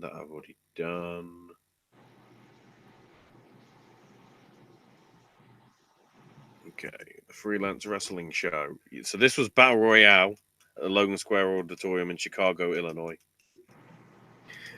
Open with a 4-way. Lannis Lane beating Jody Fret, Shazza McKenzie, and Solo Darling. Eric Cannon defeated Ophidian. GPA then beat Craig Mitchell to become the freelance underground heavyweight champion. And then for the freelance wrestling title, Ethan Page successfully retained over Ricky Shane Page. Then the Warwick Horsemen retained their freelance wrestling tag titles over the Gymnasty Boys of Timmy Lou Retton and White Mike, the Hooligans of Devin Cutter and Mason Cutter, and the Ugly Ducklings of Lance Lude and Rob Killjoy. And then the Battle Royal at the end was ultimately won by Ricky Shane Page, who managed to eliminate the last 4 he eliminated, actually. He eliminated Bucky Collins, Robert Anthony, Frank the Clown, and Darren Corbin, ultimately, in the end. Although it is worth noting that Frank the Clown somehow managed to eliminate Space Monkey. So I don't know what's going on there. Dodgy shit. Immediately.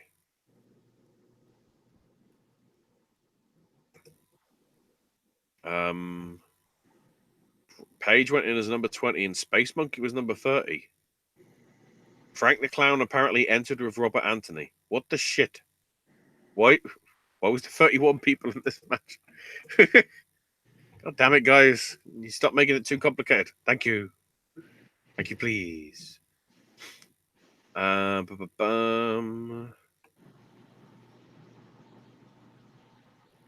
now I'm trying to find the show. What was the name of the company?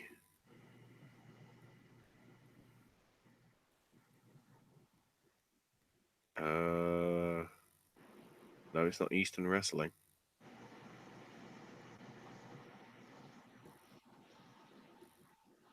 It's not IPW. Are the results not even listed? I guess not. The one I was going to bring up, Owen, is what was it? Wrestle thing? What is this? Nottingham. WrestleGate Pro. Yeah.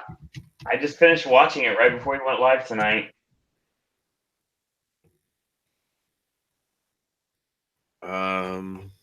Please tell me they're on Cage Match. Because I'm gonna cut. I might as well cover like the entire show because it's just a random fucking show, which went fucking crazy. So, WrestleGate Pro, who now have global attention just because of a match, might as well go through the rest of the card. So, Team White Wolf. That's probably why it's worth mentioning. Team White Wolf are on this card. They won a freeway over Eminem of Connor Mills and Maverick Mayhew. Very good team as well. And Akira and Nick Lenders. Don't know enough about them. Gabriel Kidd beat Niwa. Giselle Shaw won a freeway women's match over Katie Lees and Lizzie Styles. Danny Duggan beat Dean Allmark. Chris Ridgway over Robbie X. There's another couple of good names. John Klinger beating Cara Noir. Team Sin of Lucas Steele and Nathan Cruz beat the Kings of the North of Bonesaw and Damian Corvin. And then Rampage Brown beating Shigehiro Irie. So this is what was interesting. So Robbie X, who wrestled early on in the night, was supposed to be in a three-way with Jody Fleisch and Pac. Apparently, Jody Fleisch had traffic issues. I don't know the fact of that. I don't know. And Robbie apparently got attacked earlier on in the night, so he couldn't show up. So Pac's there, and he's like, "Hey, oi, oi, oi, oi, oi." Yeah, nobody wants to beat me. It seems because they're not showing up, or they're getting attacked by other people. You know, nobody in this company that can beat me. Nobody in the country that can beat me. Dare I say it? Nobody in the world that thinks they can beat me. And then some music started playing. And then some graphics came up that started saying Hangman. And everyone's going, hold the phone. What's going on? And then out walks Hangman Page. And it's like, what the shit? What the shit, son? What the shit? And they have a, 15, 20-minute match? Yeah, it was good. Solid match. Which Hangman wins by a DQ because Pac is too much of a loyalist, dare I say it. The word being, Pac doesn't want to lose while he's got the Dragon Gate title because he feels it will cheapen the Dragon Gate title.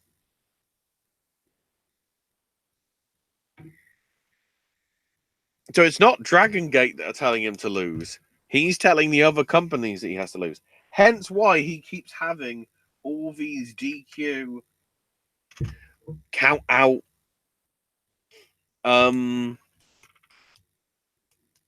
finishes or time limit draws. You know, that time limit draw with Ospreay when everybody booed for the final 10 minutes because it seemed inevitable it was going to a draw and not have a definitive winner. Word is basically the match happened here because it isn't happening Saturday. Mm-hmm. Pac still got paid for what he would have done on Saturday, but obviously won't be there. Hangman Page is, I guess, getting paid double, maybe. I don't know. Because he flew out there at short notice. The way it was dramatized in the Being the Elite, I thought was really good. When it was just like, you know, all the Space Jam reference stuff with the secret stuff, and it's like, it's just water. You know, we know your full body, you know, your full gear ready. Right. And then he's like literally in his car, like driving to the airport. I'm fucking ready. Gets on the airport, you know, from the airport, apparently in his gear, and just walks out. As I say, the match itself was pretty good. Yeah. You know, the circumstances obviously hurt it to some extent, as to why it happened.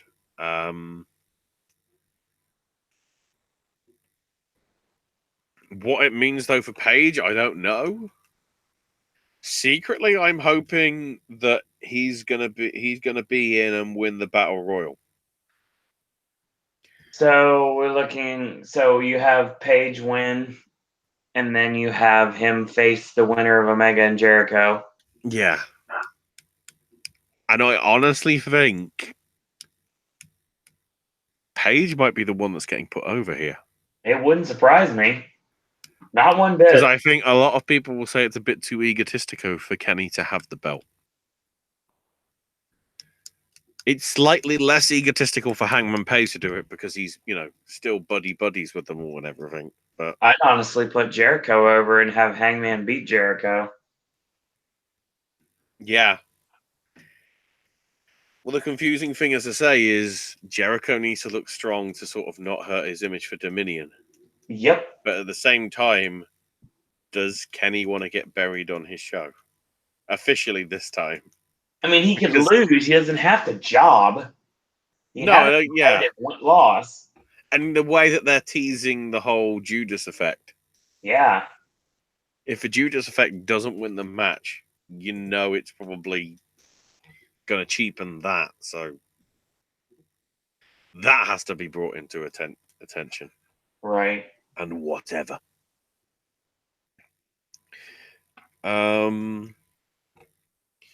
we'll get more into that in a bit.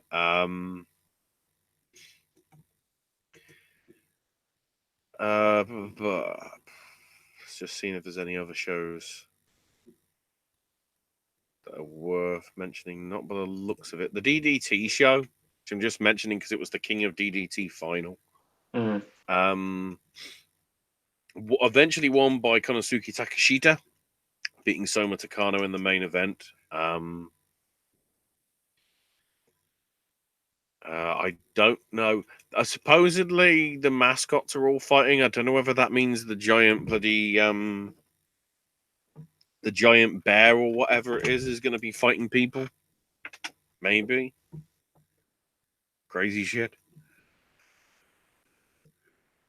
Right. So, stuff coming up this weekend on the indies, not including that thing. Actually, the probably easiest thing would be to go to get the proper card for Shikara. Would be actually to go to the page. Because I don't know whether a cage match would be up to date. Let's have a look through. Yeah, I know that's happening. That's happening.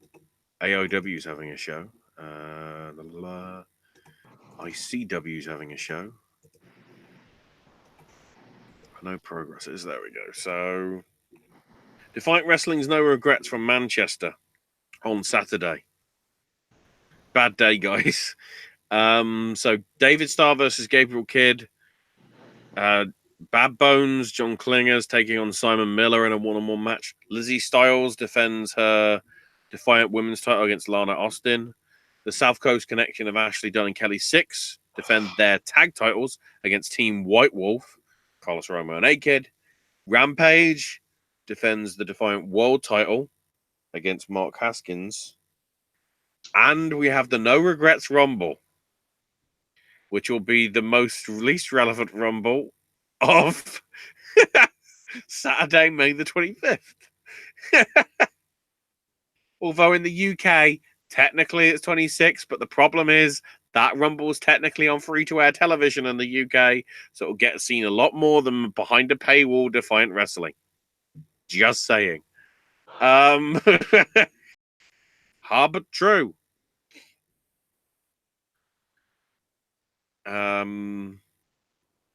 So AEW is having some show.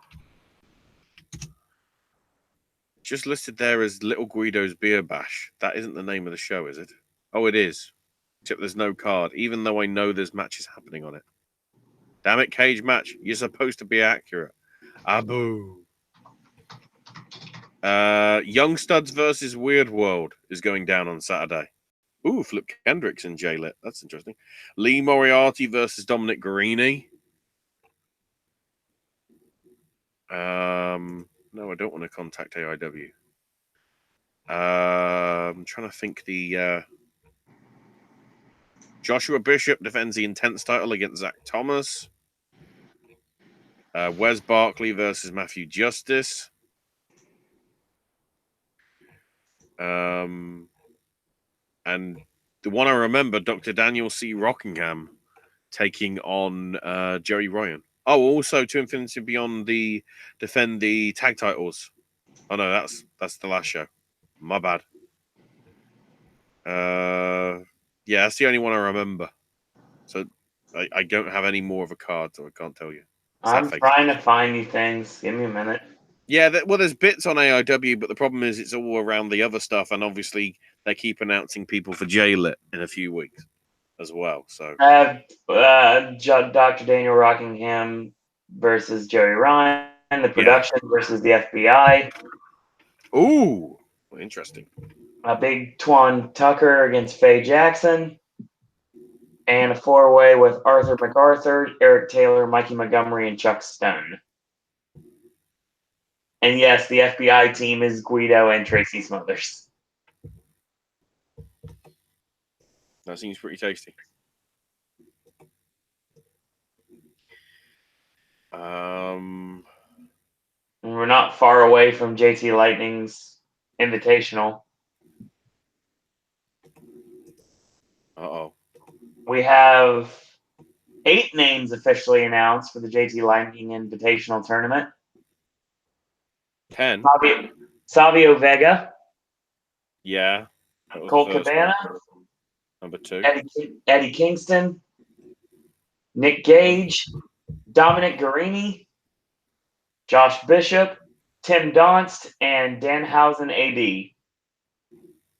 And then if Facebook can load, please, Facebook. That would be on Saturday, 14th and 15th of June, Friday and Saturday. And, of course, Saturday we pay tribute to Chandler Biggins with the Memorial Tag Team Tournament at 3 p.m.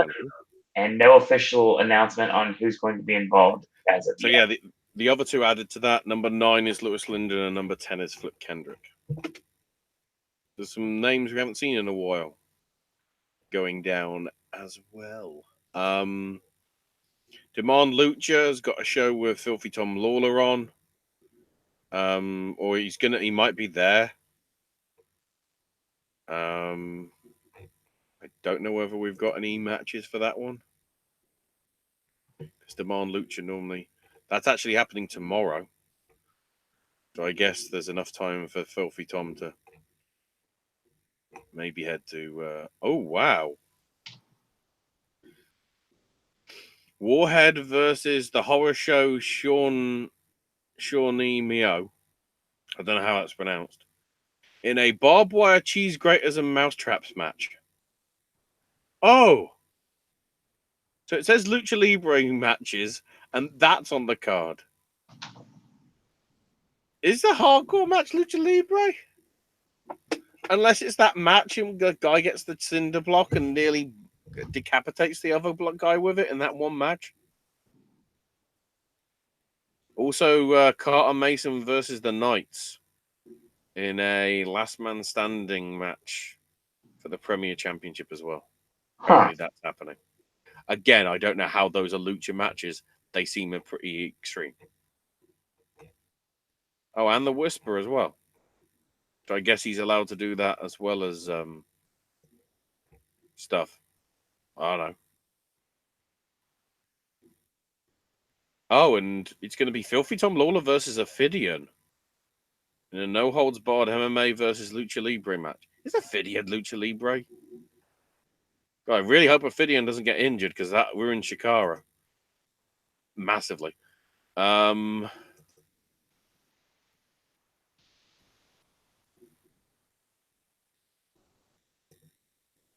to have a quick look.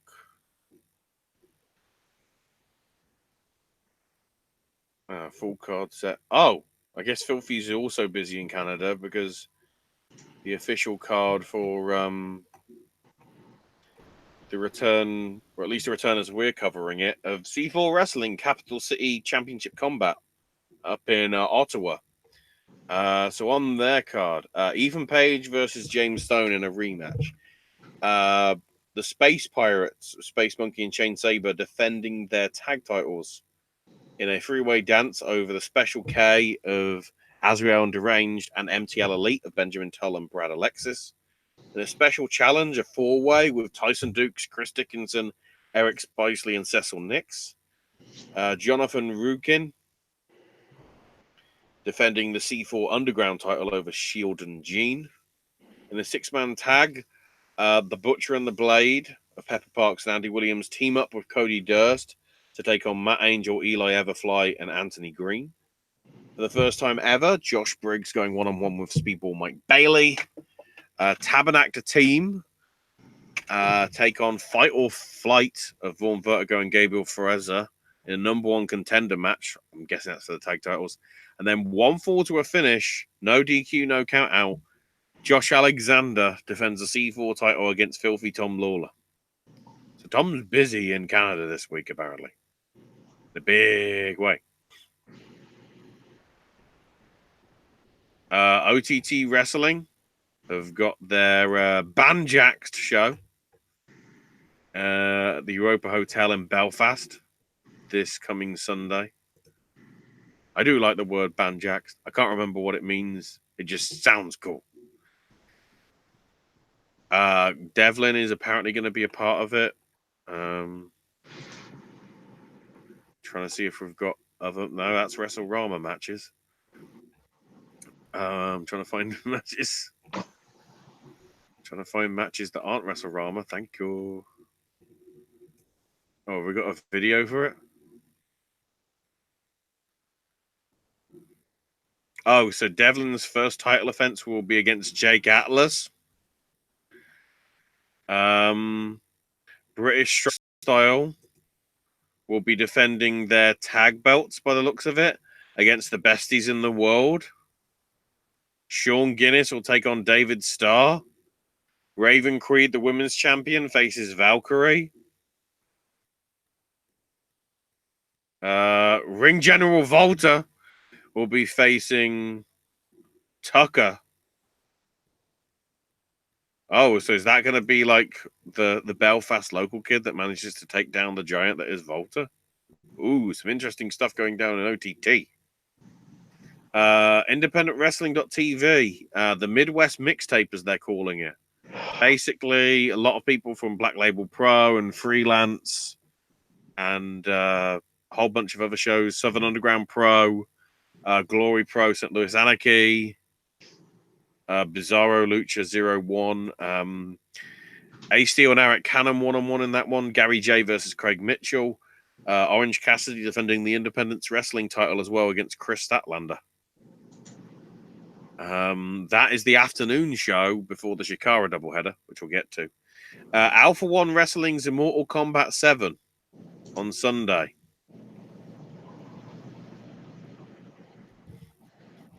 Which means I need to go to the Alpha One website. If I can remember where that is, because it doesn't come up in my history search. There it is. Because I need to get the accurate card, because this is the tournament one. This is the interesting one. Not that they aren't all interesting anyway, but yeah, Immortal Kombat 7 this Sunday.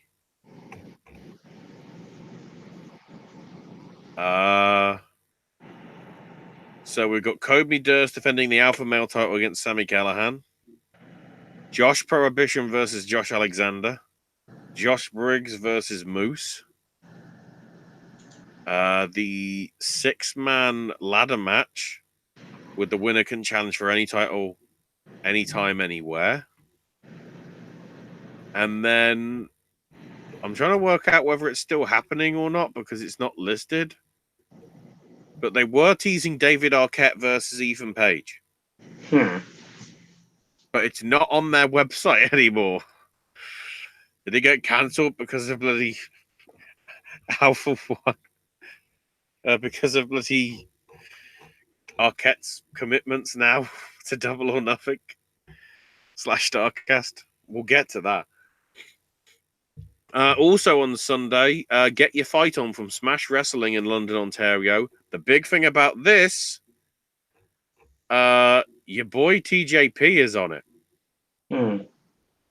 His first match back from some place called Stamford. I don't know if you've heard of it, Owen. It's an interesting place. Trying to see if we've got cards listed for that one. I'm seeing a load of people announce for their tournament next weekend, but not. There we go. TJP is taking on Sebastian Suave. Sebastian Suave? I don't know. I heard some people say Suave, and then some people say Suave. I don't know. The Muscle, along with Violet Lee, will take on Killscreen. The Blade with... Oh my God, I love the Blade's mask. You need to get a picture. You need to see a picture of the Blade, Owen. I don't even know whether if I send this over to you, this will get over. The Blade's taking on Speedball Mike Bailey. And there's a four-way with Tarek, Mason, Bennett, and Tyson Dukes. And allow Beefcake defending the tag titles against Fight or Flight.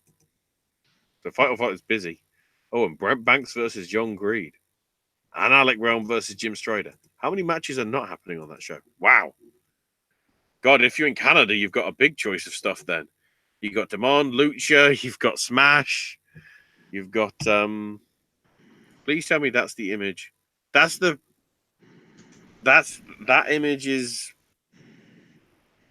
I think the full list of the pictures. Go over to the third one with the Blade. I see it. It sort of looks like what's the horror film? I'm only saying this because cheap hype for you being back in the fog. Oh yes.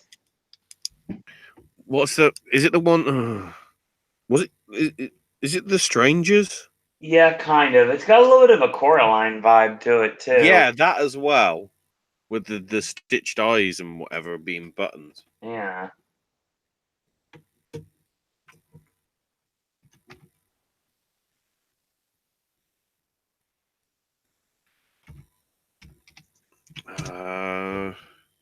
So also this weekend in Glasgow, Scotland, ICW's King of Horners, a 2-night event in the garage. I don't know if that's TV tapings or they're stressing it's 2 nights of insane tag action. So I'm guessing it's a tag event thing.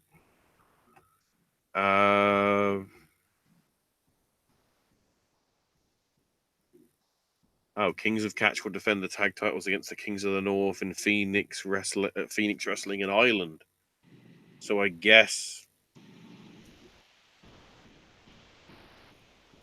that won't be happening then. So the Dallas Mavericks, which is Kez Evans, Joe Hendry, and Razzie Davey are in the tournament, apparently.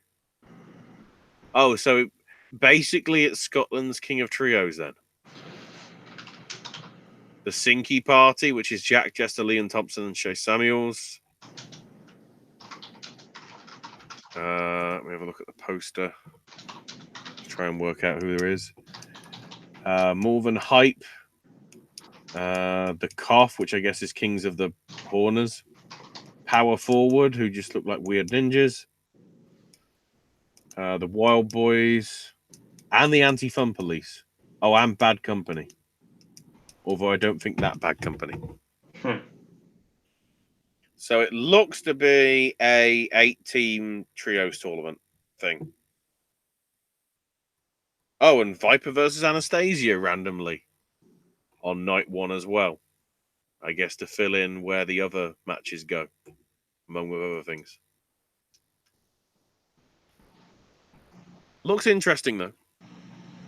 Certainly to check on ICW on demand. We also have some interesting stuff going down for Fight Club Pro's Hangover Part 2 this coming Friday. Dan Maloney taking on Ila Dragunov. Jake Atlas versus Travis Banks. Toni Storm making her Fight Club Pro debut. I'm surprised she hasn't wrestled there before. Versus Valkyrie. And the Bessies in the world will be defending the tag titles against Schadenfreude, Chris Brooks, and Kyle Fletcher. And then Progress Chapter 89, 26th of May, 1988.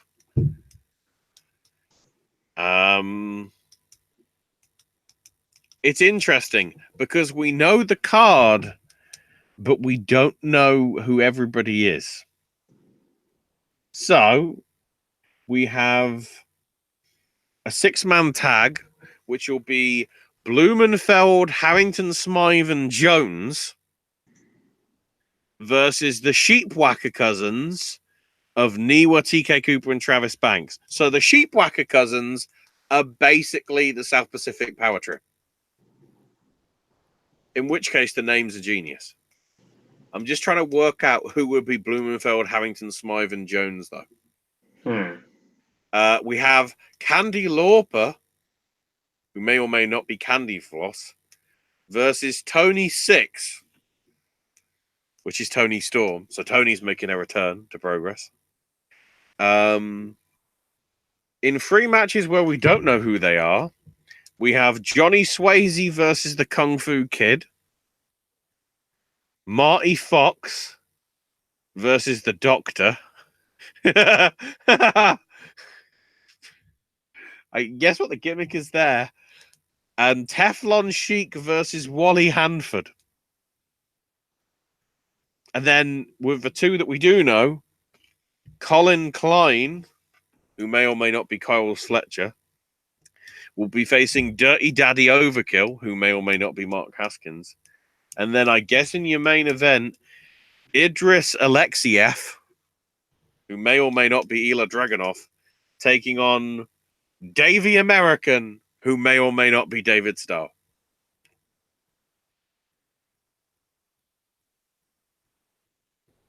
Unsurprisingly,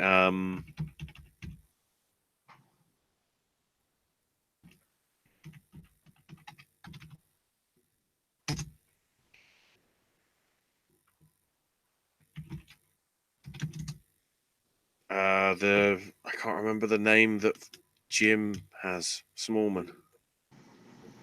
It's like something like Jimmy Barnett or something, I think. He'll be ring announcing. It's always a good show when things like that happen. I fear the day that the one time they do like a show like this and something like majorly happens, so it's like they have to break kayfabe, which is always the awkward bit. So the big ones, I would say. The big one that isn't AEW, Shikara's doubleheader weekend over Saturday and Sunday. So the interesting thing about this is, did you see any of the stuff from Quackenbush over the last few days? No, but I just noticed something that just came across my Twitter feed, which is rather interesting. Oh, we might as well bring that up beforehand. You know the Rising Stars of Wrestling toy series? Vaguely. There are some new ones that I've seen recently. There's been a lot of really great ones in the past, but there's now concept art for different ones to join the next series. So we have Jimmy Jacobs with a regular version and a special Zombie Princess version. Oh. We have the Crown Jewel Chase Owens. We have Flip Gordon. Okay. Juice Robinson. Nice. And David Finlay.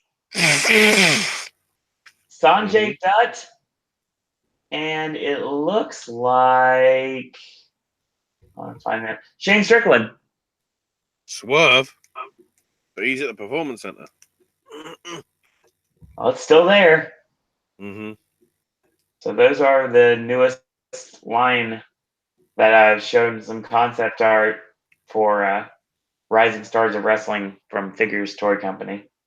So, the interesting stuff here. Remember how I told you the story of how Ophidian won the Infinity Gauntlet a few weeks back? Right. Quackenbush is obviously celebrating this week his 25th anniversary in wrestling. And is saying how he wants to face anybody and everybody. He's going to wrestle 25 matches for the 25 years over the next 365 days. Isn't there a part of that said he wanted Malenko? Well, supposedly, the people he wants to face, he's emailed. Oh, interesting. So what happens with that, we'll have to see. Okay. But he's also looking for people that want to, like, have what he's quoting an experience, because he isn't wrestling for the sake of it. He doesn't care about the money. Right. He's wrestling for somebody that actually cares about having a fucking incredible match. I shouldn't say fucking, because it depending on the company, they probably won't allow that word. But whatever. He put out a tweet Monday saying the locks have been changed on the Wrestle Factory talent meeting at 6 p.m., but at the same time talking about stuff, which I thought was like interesting terminology. I then see a video on social media yesterday from Ophidian, winner of the Infinite Gauntlet and head trainer at the Wrestle Factory, saying how he can't believe he's been locked out of his own building. And that if he doesn't want to talk about it privately, he'll have to make him talk about it publicly. So I think there's an interesting little angle going down here, which should be good. So that'll be probably going on at some point over the weekend.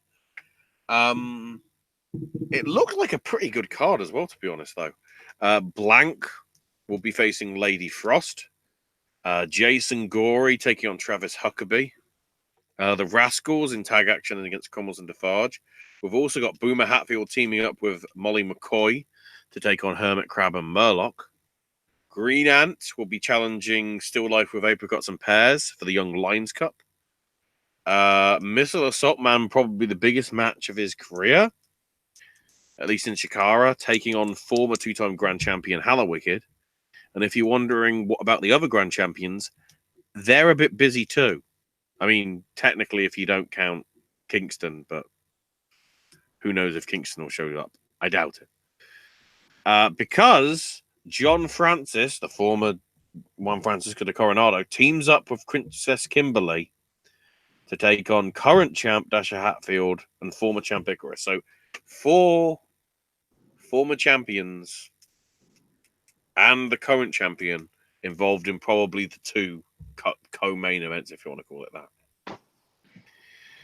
And that's not even the big day, because Sunday, I should put the title names on, because Anniversario Part 1 is the Apes of Wrath and Anniversario Part 2 is Scotch Mist, because it's good old Garth Marenghi's Dark Place getting referenced, so you've got to love it.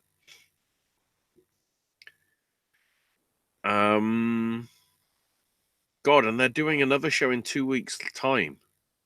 When aren't they doing stuff in Chikara? Blimey. So Scotch Mist is the interesting one as well. The Soul Touchers will be in trios action against the Treachers of the Deep. So I don't know whether that means the Soul Touchers are going to be here to establish themselves as a trio in time for King of Trios in October. Maybe. Lucas Calhoun teams up with Stray Cat again to take on Eric Cannon and Derek Corbin. The ACDC, if you will. Solo Darling one-on-one with Icarus. John Francis of Coronado takes on the Whisper. The Minnesota Wrecking Zoo face the Proteus Wheel. Again, we're building more teasers to King of Trio stuff, maybe. And the big one. I don't know whether the title's on the line. I don't think it is. But it's Boomer Hatfield versus Dasher Hatfield, father versus son, in a Lucha de Apuesta match. Mask versus mask. Somebody is going to have to uncover their face.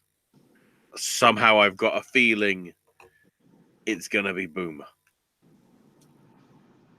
And Dad isn't even going to care about his son. Shocking stuff going down.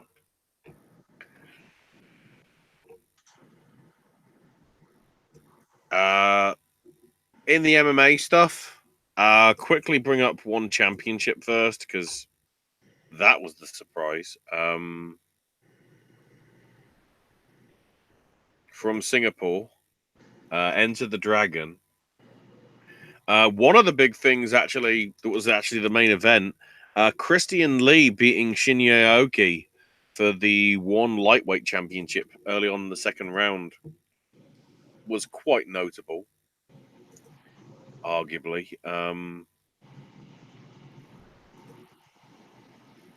Aoki only won that belt off Edward Folleyang about 6 weeks ago. So that title reign didn't last very long. Considering the first time that Aoki had the belt, he had the belt for nearly 1,300 days. Admittedly, he only defended it twice. So, crazy shit.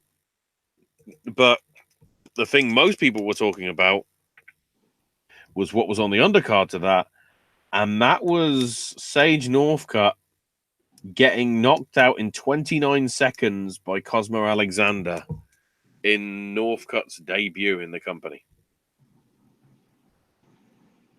So Sage is already starting off on very rocky ground. Remember when he lost to Mickey Gall? In that match where you thought he would have easily won?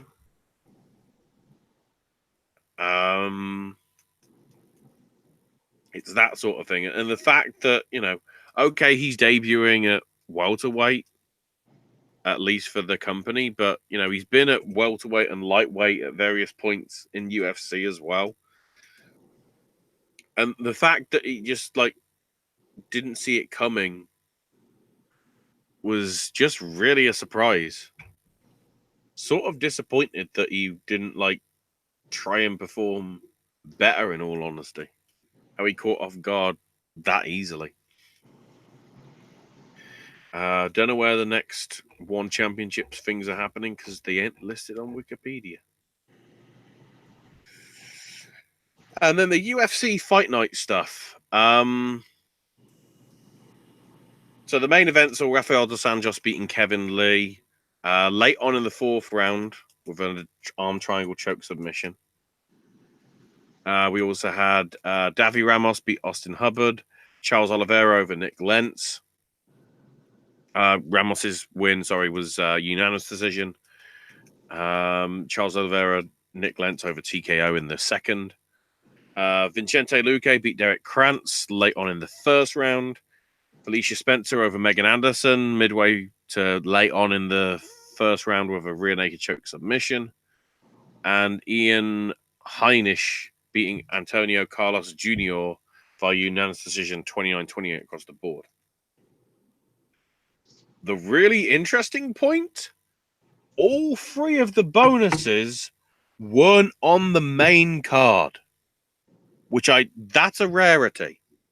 So, Fight of the Night went to the main event of the prelims, which was Aspen Ladd's match against Ciara Eubanks.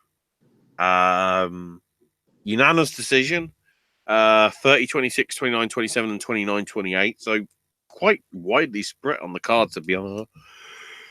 In all honesty. But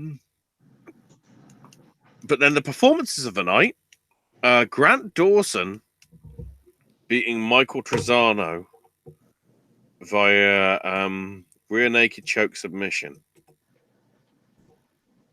And you see, now I need to see if I can find the YouTube video and hope that Owen can watch it. Don't worry, Owen. It's only about 2 minutes. We need to get it going. It's been 2.5 hours. Yeah. Sadly, it was going to be because of the Money in the Bank stuff. I need you to watch this and realize that Tekken has come to life. This is the other guy that got $50,000 bonus. Michel Pereira. As soon as he's introduced, he literally does an Eddie Gordo from Tekken and does like the weird flipping sort of like breakdancing stuff. Video is not available in my country. Oh, boo. Damn it. I fear that might be the case. So I'm sort of trying to describe the clips that I'm seeing from this BT Sport bit. Throughout this bit, he's on his sort of he's bouncing on his feet, goes in for a real nasty punch 30 seconds in, then follows it up by literally kicking himself off the fence, sort of as if he's going for a leaping punch. He doesn't eventually. Then after about a minute, again, just like Eddie Gordo, he does like a flip kick.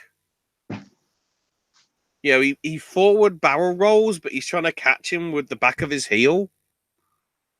So he's doing that. Again, he's Eddie Gordo. Then after about another 15, 20 seconds, some good strikes coming in from the legs from Pereira. Jumps out the way, then dances about with his legs in some sort of distraction thing, and then tries and does a Superman punch, which they even describe it as that off the bloody, Roman Reigns is suing. Again, tries to do the kickoff. He does the kick off the fence to get in there with the athletics. Then, again, as if he's taking kicks out of Kenny Omega, he does as a standing knee strike straight to the head of Roberts, the guy he's facing.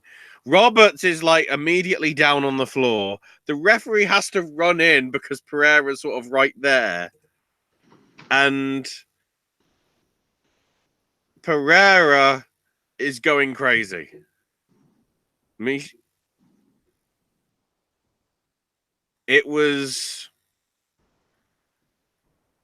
It's one of the best UFC debuts I think I've ever seen. Mainly because it just felt like he was Eddie Gordo from Tekken 3. Because I used the shit out of him back in the day. I don't know whether there's any clips that you'll be able to see at some point before we talk on Saturday, Owen, because I want you to see it. It's just an interesting, keep an eye on him. I hope he doesn't get sort of...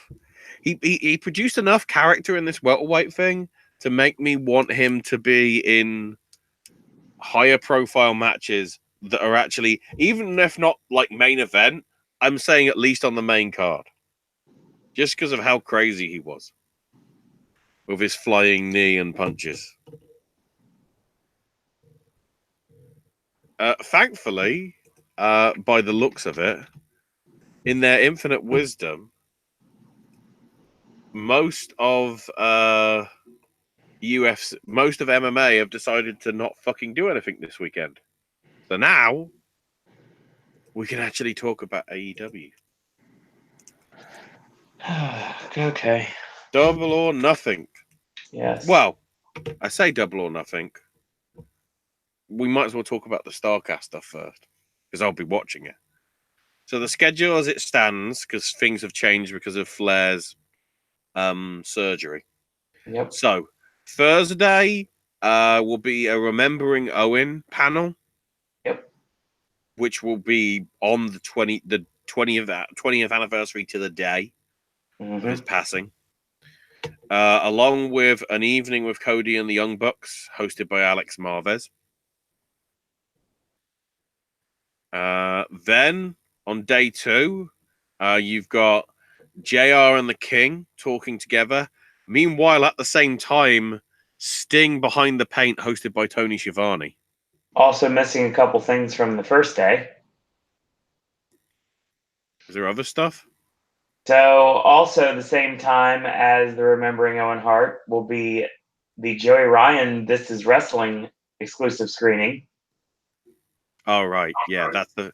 I'm going on the fight schedule. Oh, I'm on the StarCast schedule. Ron Funches and Friends comedy show will be the same time as An Evening with Cody and the Bucks. That isn't being live streamed. It's Nope. too rude. These are all things that are going to be at StarCast. I was trying to say for people that aren't there. So yeah, so interrupt me when things are happening. So yeah, Friday, you've got JR and the King at the same time. Sting behind the paint was showing Shivani. Yep. Then following that, the Taz show live, along with 83 Weeks with Eric Bischoff, which just says Nitro, so I'm guessing it's just covering the whole 83 weeks then? 83 Weeks Nitro is on top of Raw. Yes, absolutely. Then, by the looks of it, it's going up against nothing. The Arn Anderson talk. All right. Which I don't know whether that's a Four Horsemen retrospective as well. Maybe. I doubt it. I think it's just Arn in general. Okay. Because I know they were doing something. It's Arn with a live mic. Yeah. Very dangerous prospect. We've got partly overlapping because it's after the Double or Nothing press conference and weigh-in, which is free to everybody. There's going to be a streamed broadcast of Wrestling Observer Live / Wrestling Observer Radio with Dave and Brian. Yep. Slightly overlapping with the Art of Wrestling with Colt Cabana. Yep. With special guest the Young Bucks. And then the interesting one. So obviously the roast of Ric Flair is off. In its place, as a damn good last minute replacement, the Ready to Rumble watch along. Yes. Featuring Tony Schiavone, the Hurricane Shane Helms, and David Arquette. You gotta think DDP is gonna be one of the special guests. Yeah, that's only the ones they're listing. It's gonna be fun. You never know. John Cena might be on it. I actually like Perry Saturn and Sid Vicious to show up for this. If that were possible. What about Oliver Platt? Can we get him on? That would be nice. Let's move on to Saturday. The other stuff on Friday. What's the name of the theater? The Viceland. I'm guessing they're just calling it the Viceland Theater, aren't they?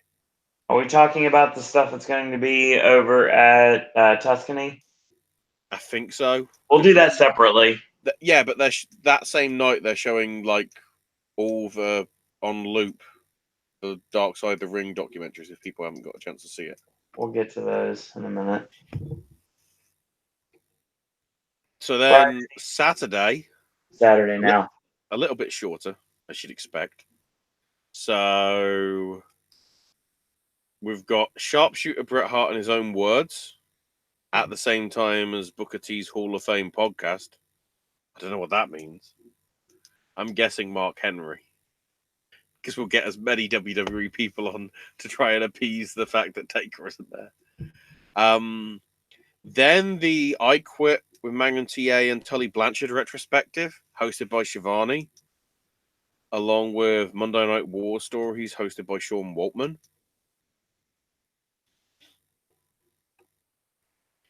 Then obviously you got the buy-in pre-show, which will be free on YouTube and Fight and ITV and whatever. And then Double or Nothing going down. And then Sunday, because we're actually properly doing it this time, first up, at the same time as the final live Something to Wrestle with Bruce Pritchard, because, well, at least for a while, until Vince fires Bruce, because apparently that's a thing. At the same time as The Rob Van Dam and Jerry Lynn retrospective, I guess you want to call that. I don't know who's hosting that.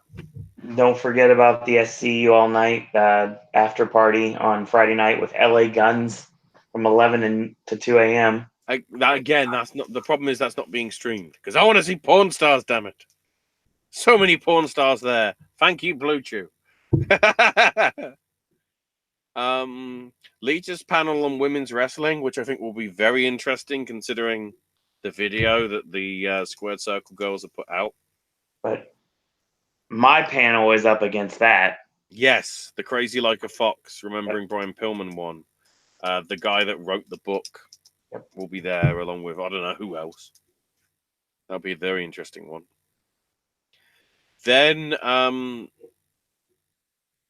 you've got Talk is Jericho running head-to-head with Inside the Ropes with Kenny with special guest Dustin Rhodes. So basically what they did in the UK last month is being shown, I guess, to a global international audience because it's going to be on StarCast on Fight as well. Streamed and stuff. And then also the House of Hardcore Extreme Reunion podcast, rounding it out. And then there's an after party. Not being shown on the live ceremony, of course, not on the broadcast, will be the Omega Man, a Wrestling Love Story special screening of Kenny Omega's documentary. Oh, that's something I just noticed. I knew the GCW stuff was on Fight. Hang on, I just need to check. Oh, because it wouldn't list it. I've just noticed. I'm just trying to see if it was on this past weekend.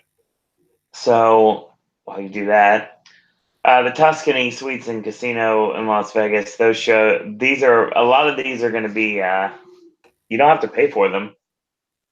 So, on the 23rd, we've got Frankie Kazarian's jam session. Mm-hmm. From 10:30 to midnight. We've got Breakfast with Busted Open from 8 to 10 on the 24th. The cosplay contest for StarCast is going against the Breakfast. Dark Side of the Ring, the match made in heaven, and 10 to 11, and the Montreal Screwjob from 11 to 12. What Culture Wrestling Live from 11:30 to 12:30. Oh, Killing a Bruiser Brody on the from noon to 1.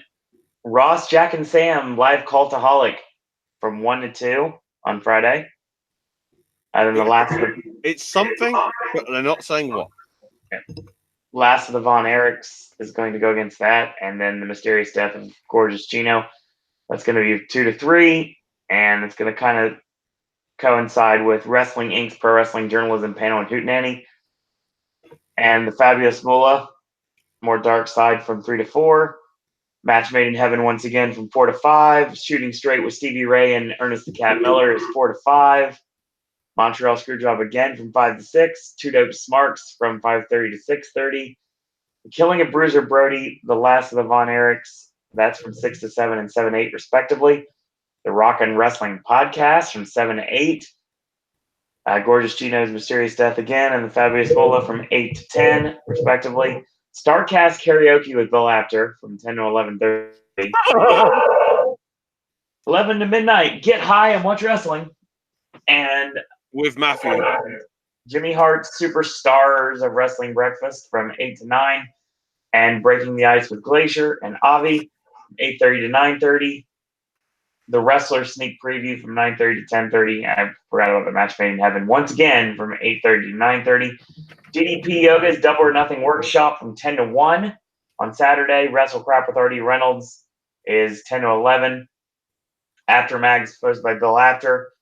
Dark Side would be Killing of Bruiser Brody from 10:30 to 11:30 and 11:30 to 12:30 respectively. And then we have the Corner Podcast and Sporting News presents Wrestling with Stereotypes from 1 to 2. More Dark Side of the Ring, this time show and tell Q&A with producer Evan Husney. Joey Janela's Spring Breakfast from 8 to 9 on Sunday morning. The Laps Fan from 9 to 10. Match Made in Heaven again. Then the Montreal Screwjob, that's from 10 to noon. Going in Raw with Steven Larson from 11 to noon, Killing a Bruiser Brody from 12 to 1, and Fight Boys with Scotty Moore from 12:30 to 1:30. Last of the Von Erichs, The Mysterious Death of Gorgeous Gino. That's going to be from 1 to 3. High Spot Podcast with Jeff Martin and Brian Berga from 2 to 3. Fabulous Moolah, once again, that's going to be 3 to 4. Cultaholic Wrestling Podcast with Matthew from Botchamania, Jack and Ross from 3:30 to 4:30. And then the StarCast Rap Party, Duns the Party, quite literally, from 6 to 8. And this is all going to be in the Tuscany Suites and Casino. So lots of stuff going on for StarCast this year.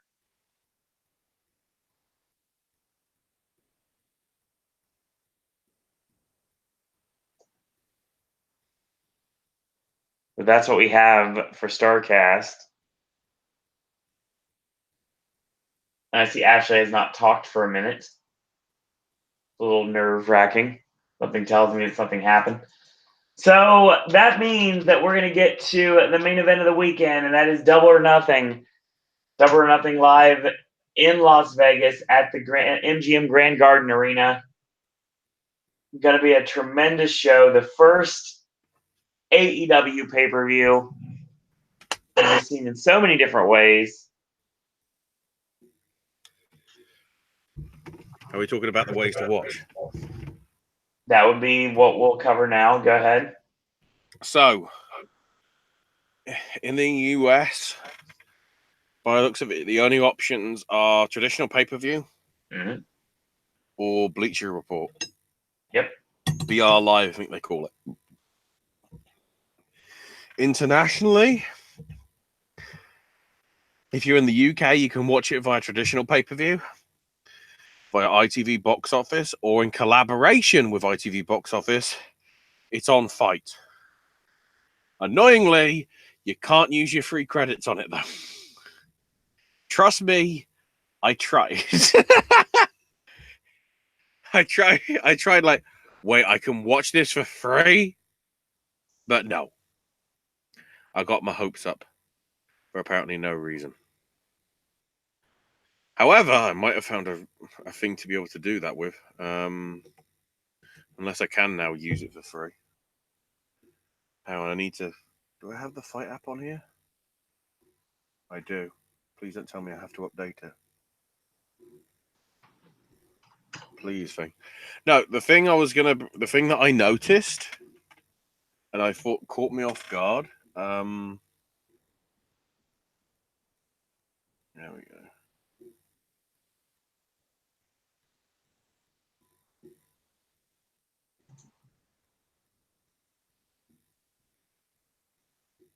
What's that video? Ashley. Yeah, sorry, I'm just trying to look at the videos. The thing I noticed, AIW's J-Lit is actually going to be on Fight TV in a few weeks. I don't know whether it got added recently, but you can buy the J-Lit full pack, which will comprise of Night 1 and 2, as well as the Chandler Biggins Memorial Tag Tournament, or you can buy them individually as well. So, because I don't know what time the expiry date is on the credit, I don't know what to fucking do. I was trying to see, Owen, whether I can... I'm trying to find a show that I can, like, buy. That I haven't already bought, because I'm just seeing all the StarCast stuff. Trying to work out whether I'm restricted or whether I can actually use free credits. I can buy that with credits. Can I buy Double or Nothing with credits? I'd like to. Then again, I'm guessing because it's separate stuff, it might not be able to. Yeah, it doesn't look like I can. So it's exempt from using your free credits on. But I might have been an idiot and actually paid for... I always feel it's worth, because I paid for the stuff from All In. And okay, it's shown up on various places on the internet afterwards that I could have got it for free. But I feel for stuff like, the Owen Hart talk, the JR and the King stuff, The Sting retrospective, the Bret Hart talk, the I Quit retrospective, the Jerry Lynn and RVD stuff, the Brian Pillman stuff, it's actually worth paying for rather than to try and freeload on the freeload freeway.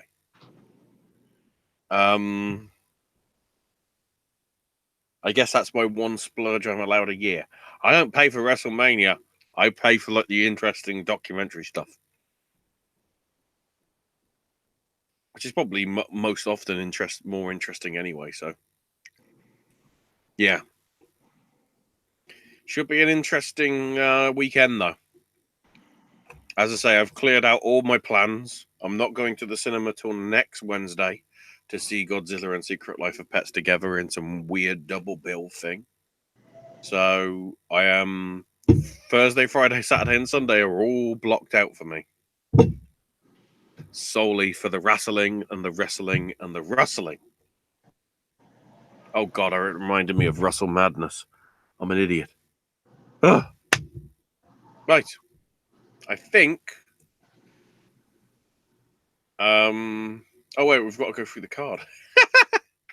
Yes, because I want to take this home before 3 hours. I know.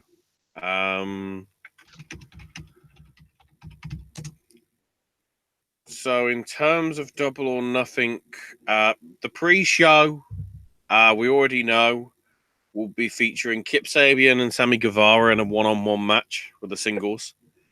And then the Casino Battle Royale. Yes.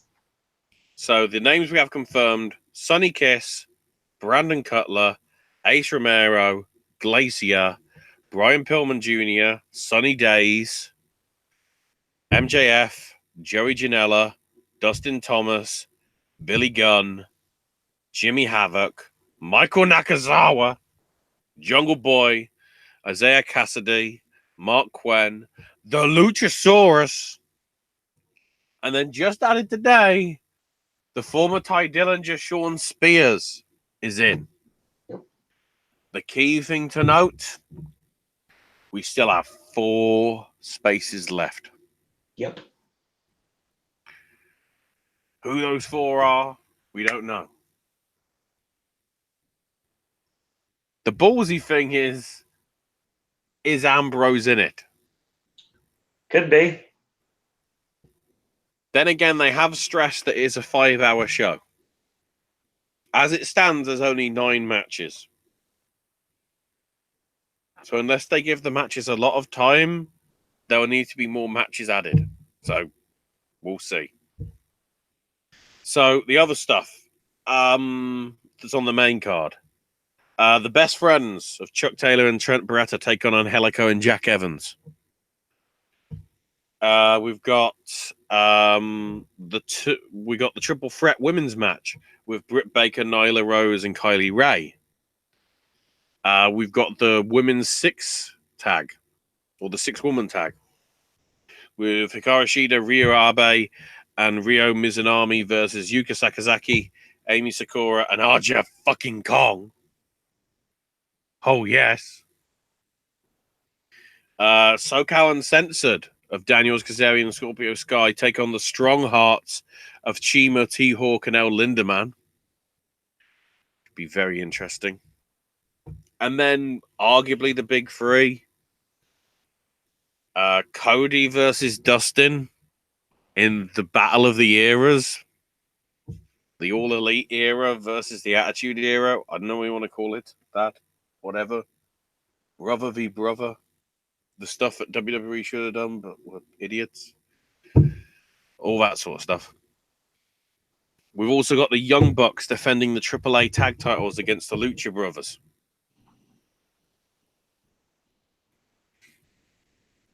And Jericho versus Omega, as we previously mentioned.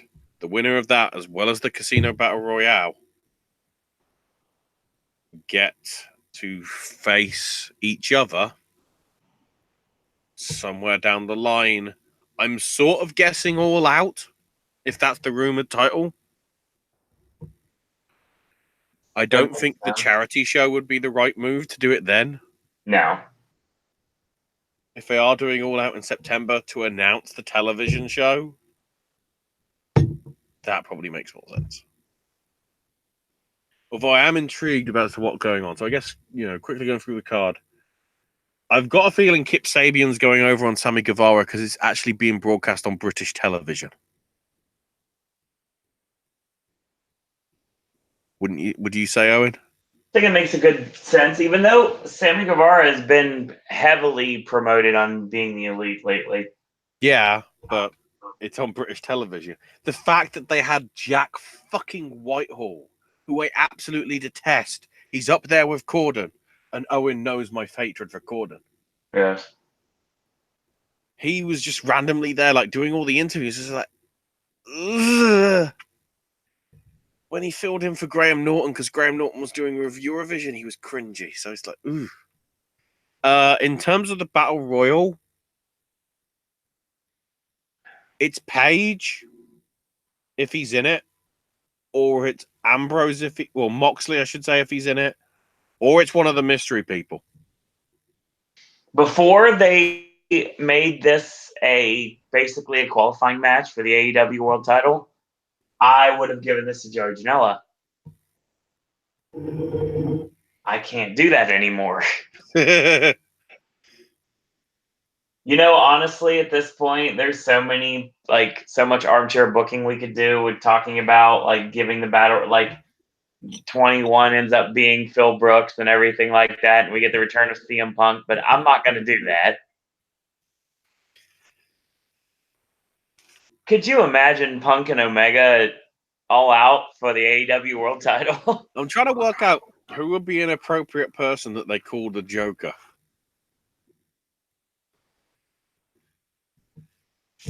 And no, I'm not talking Joaquin Phoenix. Nakazawa?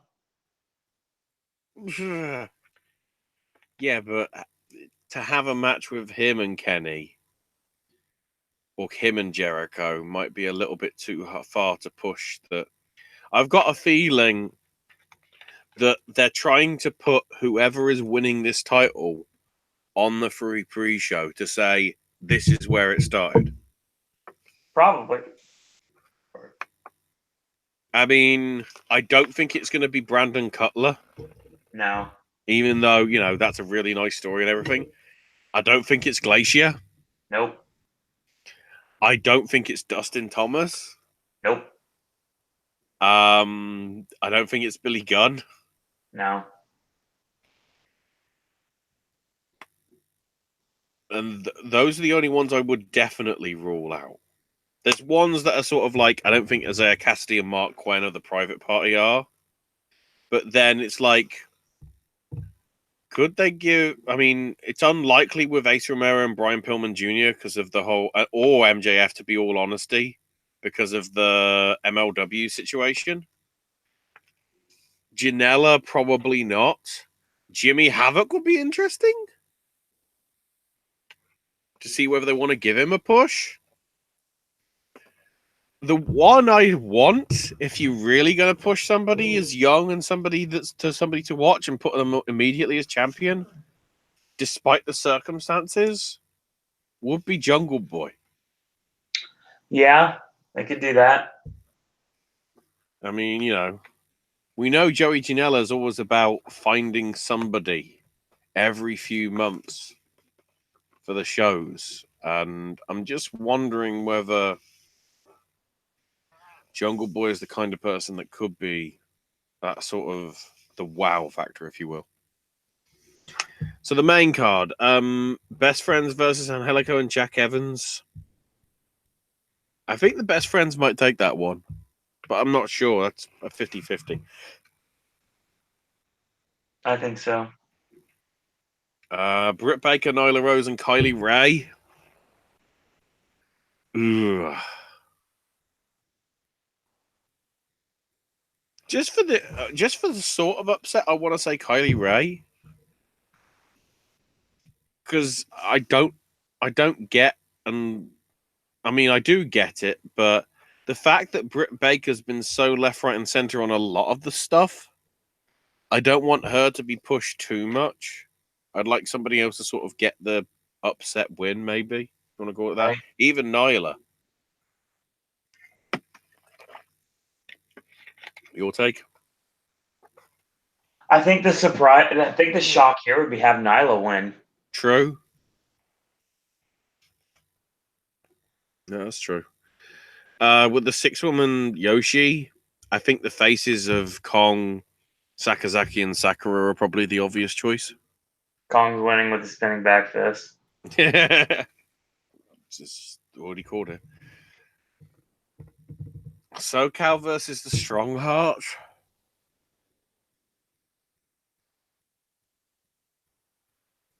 Who won the first match? Because I can't remember. It was a few weeks back. I think SoCal did last time I remember. So 50-50 booking, that means Strong Hearts win. I would say. I would say Shima over Daniels, maybe? That would make sense if it was going to be anybody getting pinned. In terms of the Young Bucks and Lucha Brothers, I think it's obvious that the Lucha Brothers are getting their belts back. Yep. And their rematch is going to be in AAA in 2.5, 3 weeks. Cody versus Dustin.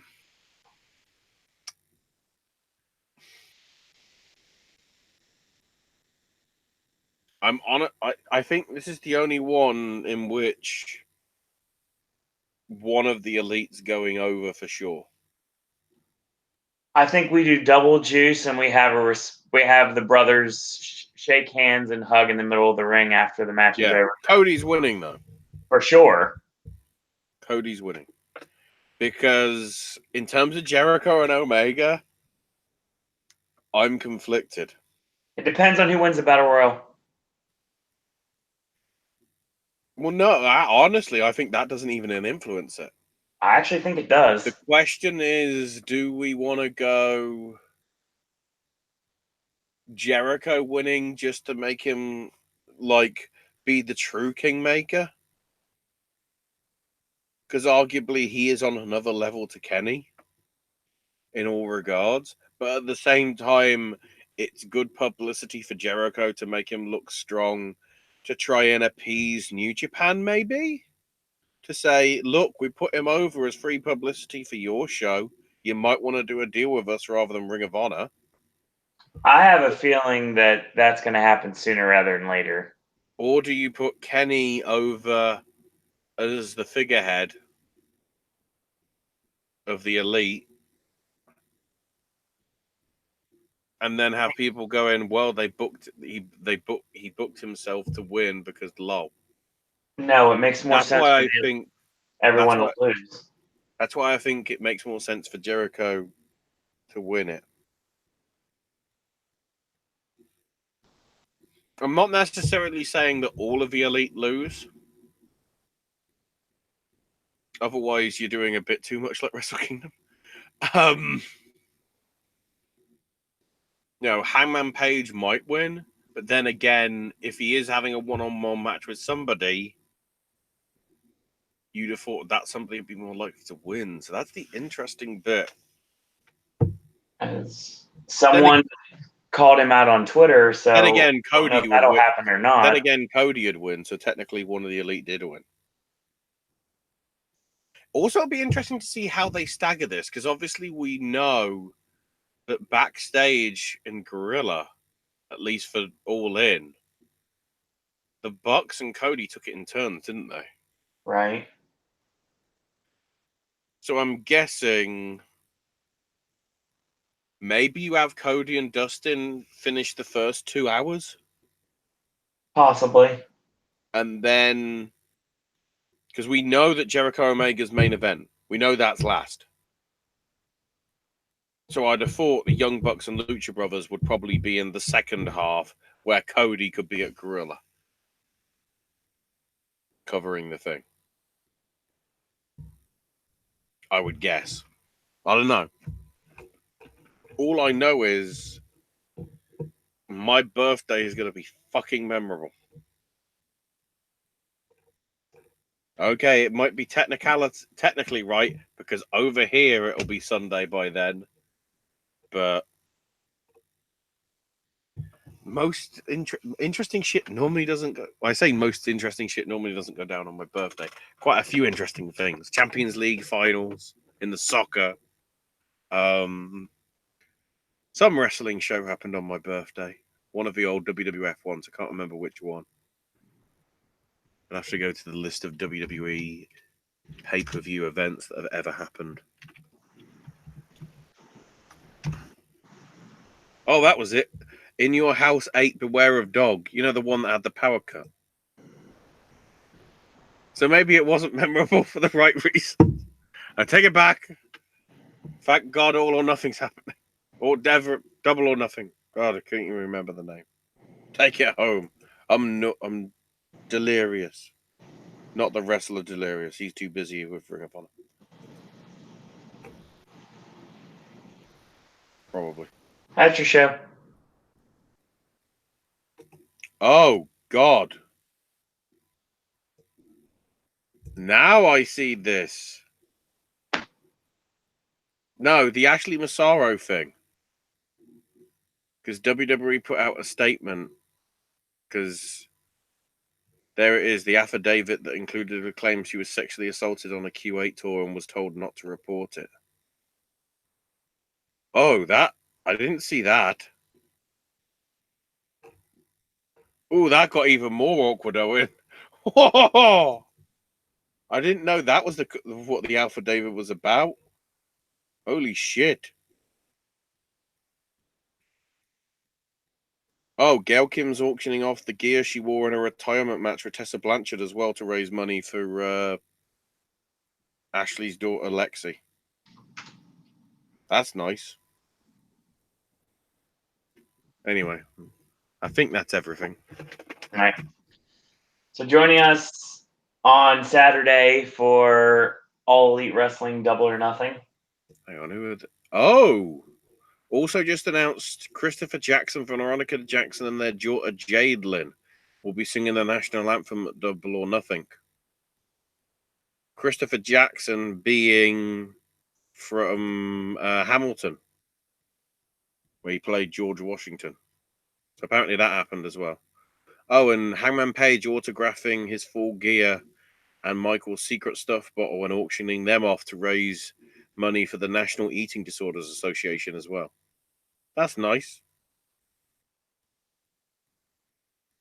That's a nice little touch. Oh, the Four Horsemen thing, sorry, got replaced with the Remembering Owen panel that got added.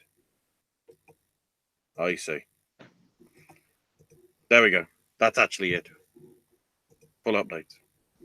Ashley will be sending a video, hopefully my way soon, to be up for yesterday's video. So get ready for that at some point.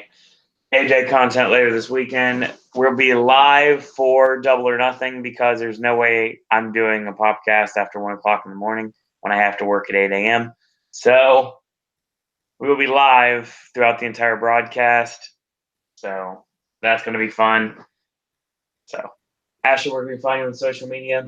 I'm on Twitter at Ashes My Name UK. I'm on Twitter at Sir Owen Disney, and that's going to be your show tonight. As always, in a world where there are a billion wrestling podcasts, you're very pleased. And once more tonight, you have chosen the Popcast. I want to thank everyone for watching. Thanks everyone for listening. And like Ashley alluded to earlier, yes, I'm back in the fog this year, so more information coming in the near future. And until tomorrow, boys and girls, that's all we got to say about that. Street of the Year 2 times running. Oh, damn, I jinxed it.